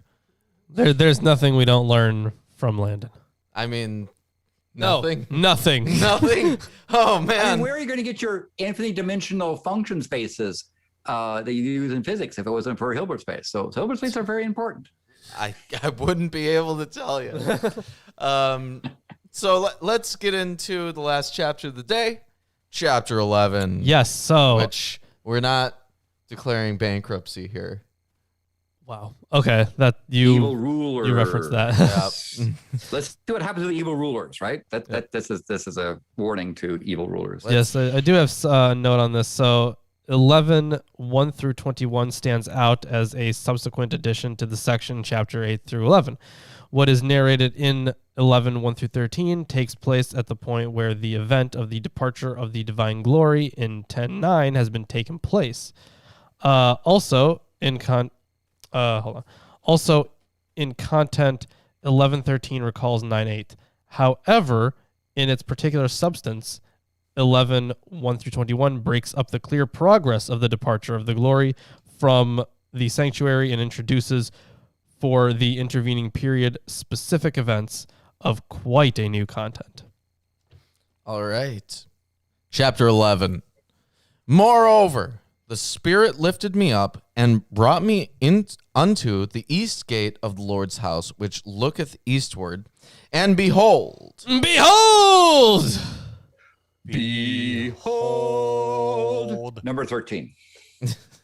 At the door of the gate, 25 men, among whom I saw Jazaniah the son of Azur and Pelatiah the son of Benaiah, princes of the people. Now this Jazaniah is different. No, they're the same one. No, they're not. They're not? This is Jazaniah son of Azur. Oh, okay. In chapter 8, verse 11, that was Jazaniah the son of Shaphan. So, but it also has the thing with the 25 men, right? It does. Yeah, so But that was 70 men in chapter 8, verse 11, and the 25 men occurs elsewhere. Interesting. I know okay. it did come up, but presumably these are different Jazaniahs because they have different lineages that are pointed out. Right. I'm checking the commentary here. So at the east gate of the temple area, Ezekiel saw an assembly of 25 men, of which 2 are mentioned by name. The name Jezaniah recalls so it recalls the figure of the same name to whom a reference was subsequently added in 8:11. Since, however, the names of their fathers are different, and the name Jezaniah was at the time in no way singular, 8:11 cannot illuminate the figure here. His father is not to be identified with the father of the prophet coming from Gibeon of Jeremiah 28:1. So that's something. Yeah. So I wonder if there was a certain.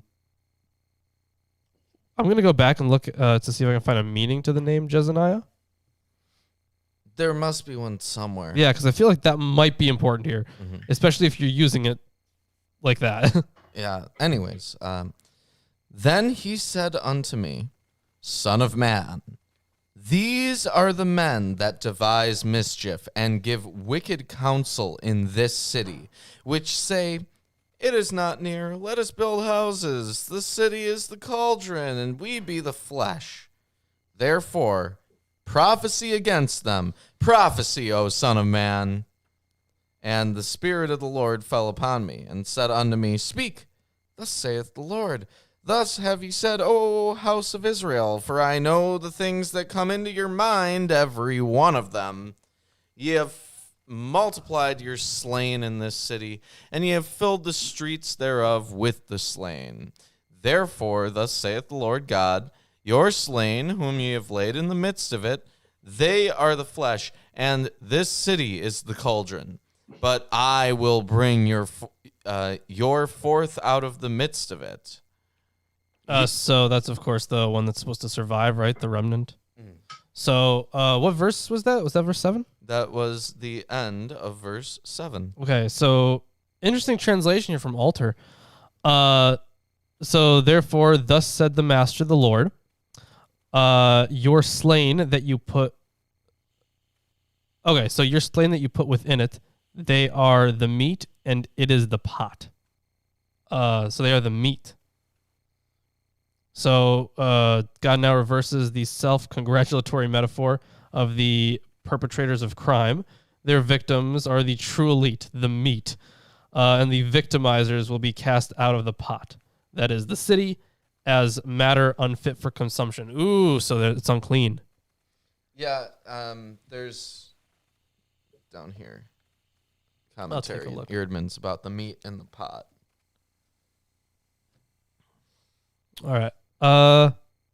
That was verse 7 you said. Okay, so that understanding of the pot is presupposed by Ezekiel's reworking of their words in 11:7 through 11. Okay, sorry. Yeah. So again, also the death on the same thing. We'll get to it later.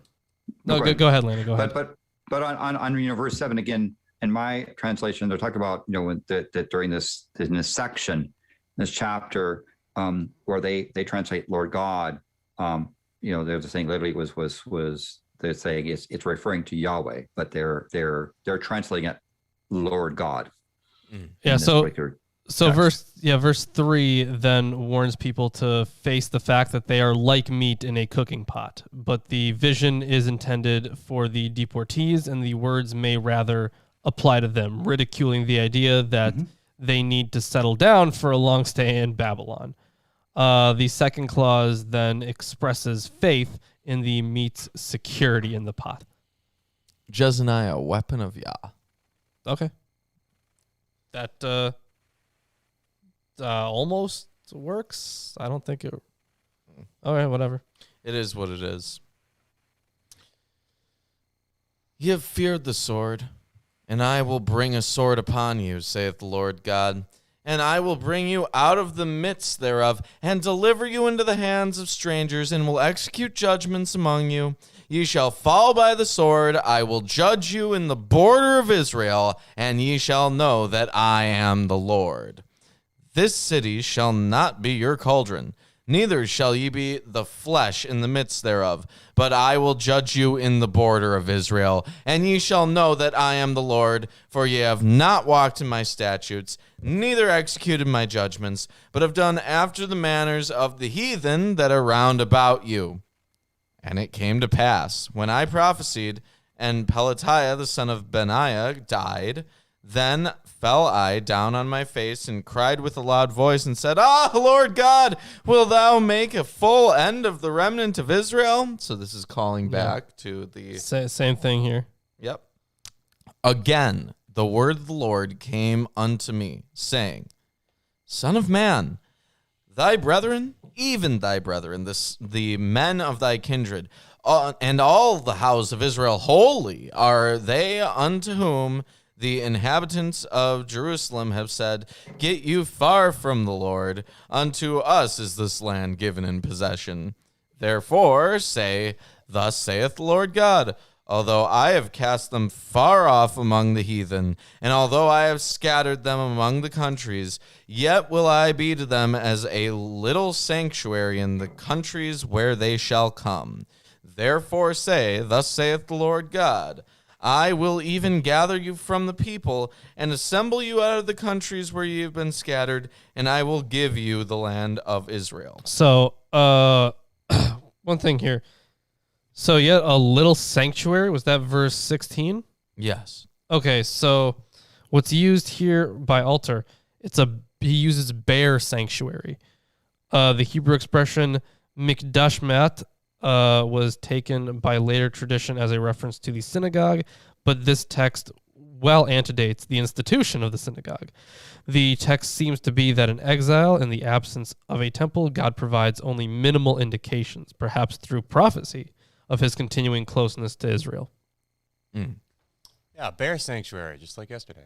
It is. No, so it's more like, the very basics of communication with him. Like, I'll give you a little tiny bit of reprieve. Yeah, like you guys don't really have a temple right now, so I can't give you everything. I'll give you a little. A little tiny bit. And they shall come thither, and they shall take away all the detestable things thereof, and all the abominations thereof from thence, and I will give them one heart, and I will put a new spirit within you, and I will take the stony heart out of their flesh, and will give them a heart of flesh.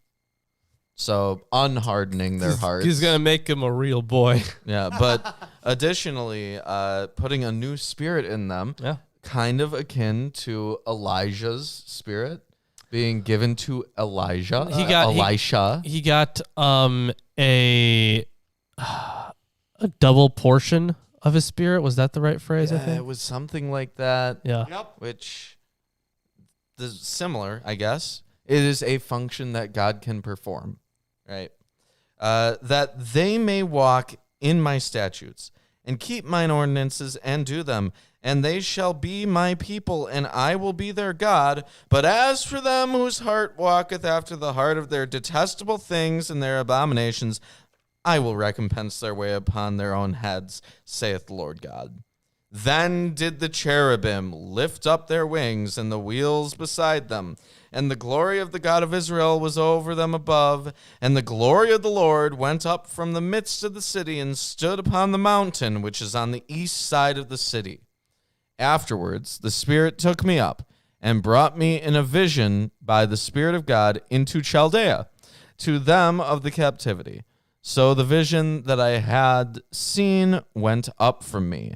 Then I spake unto them of the captivity, all the things that the Lord had showed me. And that is the end of chapter 11. And then I suppose,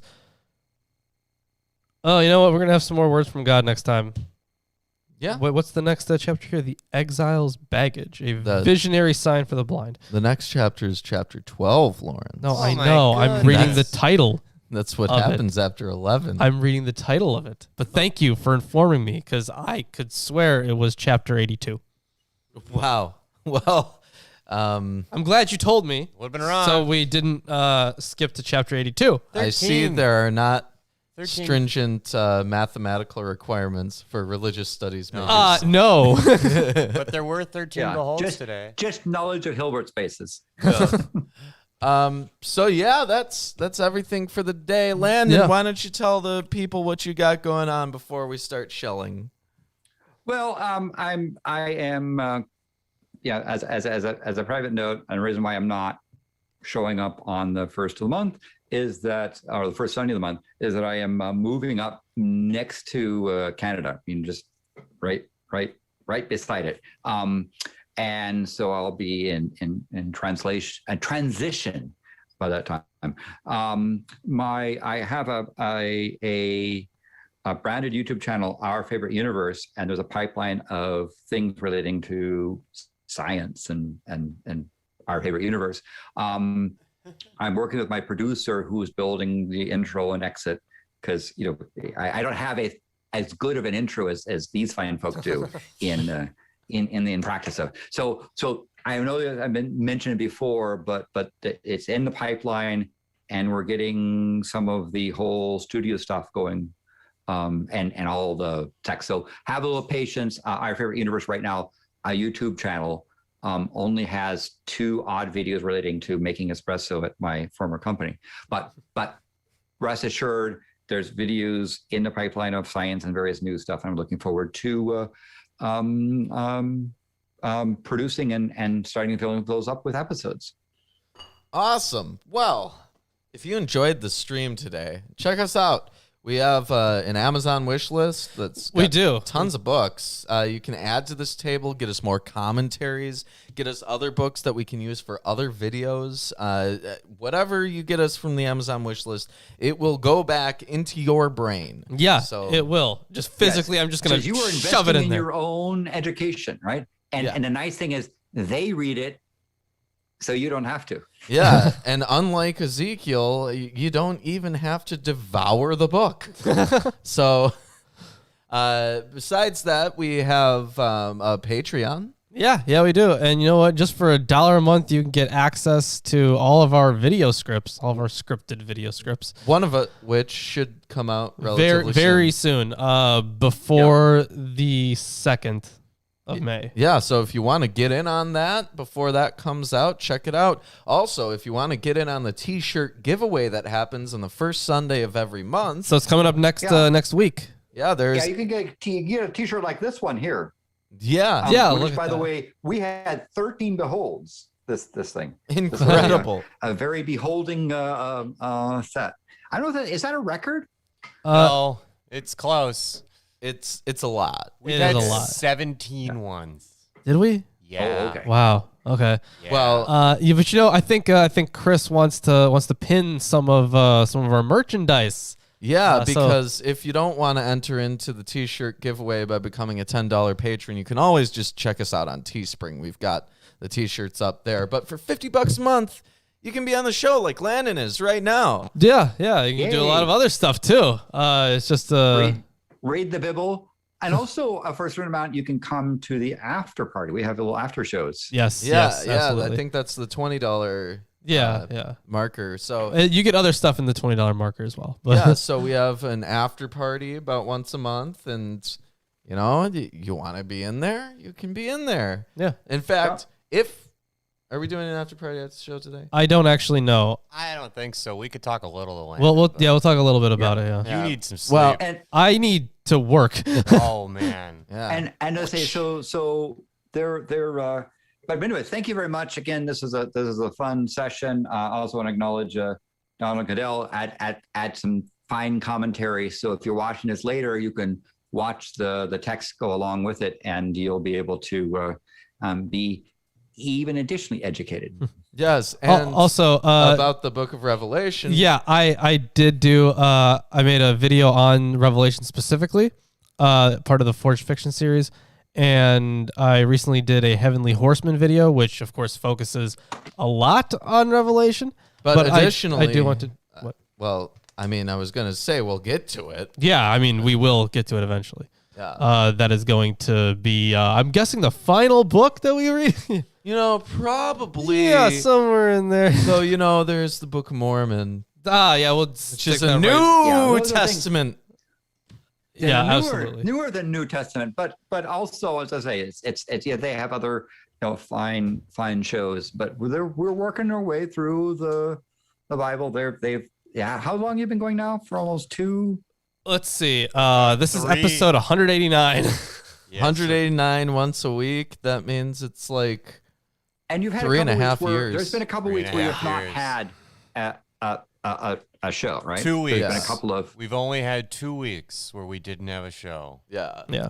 So 191 weeks, is 3 years. Mm-hmm. 3 years and 35 weeks, and if you say 35 weeks around 4 weeks, so it's 3 years, almost 9 months. Yeah, and we'll probably be done with the Old Testament by January or so, and the New Testament's like a fifth the length of the Old Testament. So New Testament is nothing in comparison. probably by January, not this upcoming January, but the January after, Yeah, maybe. we will be done with the Bible. Maybe. Yeah. Yeah. All right. And Ooh. we'll have a big. We must, and the last thing, we have to have a big giant party of all kinds of multiple people there for the in reading. That's a good idea. Yeah, and we can do that definitely.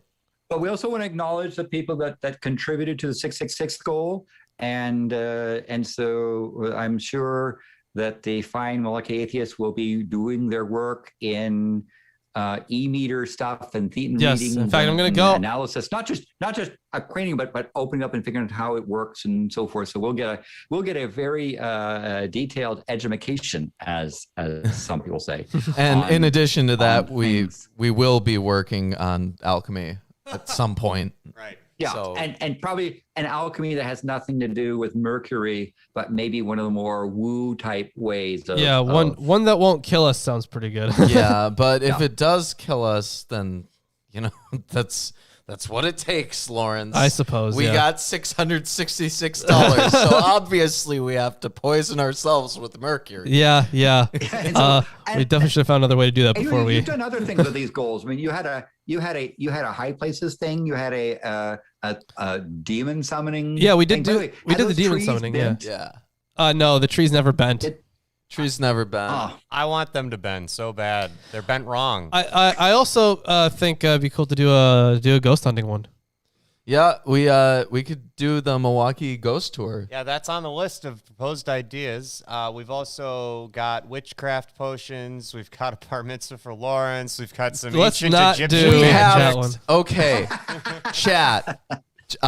Anyone who's watching this video, anyone who's gonna comment in the video, all right, bar mitzvah for Lawrence. That's not. Gotta be the best idea. Yep. I'm not forgetting that. Lawrence that has never means- done a bar mitzvah. That means I have to Be an learn some adult and learn some learn. Hebrew. Oh no, you have to. I'm gonna learn it Hebrew that You're gonna anyways, learn anyway. But come on, When you learn Hebrew, it'll be easy.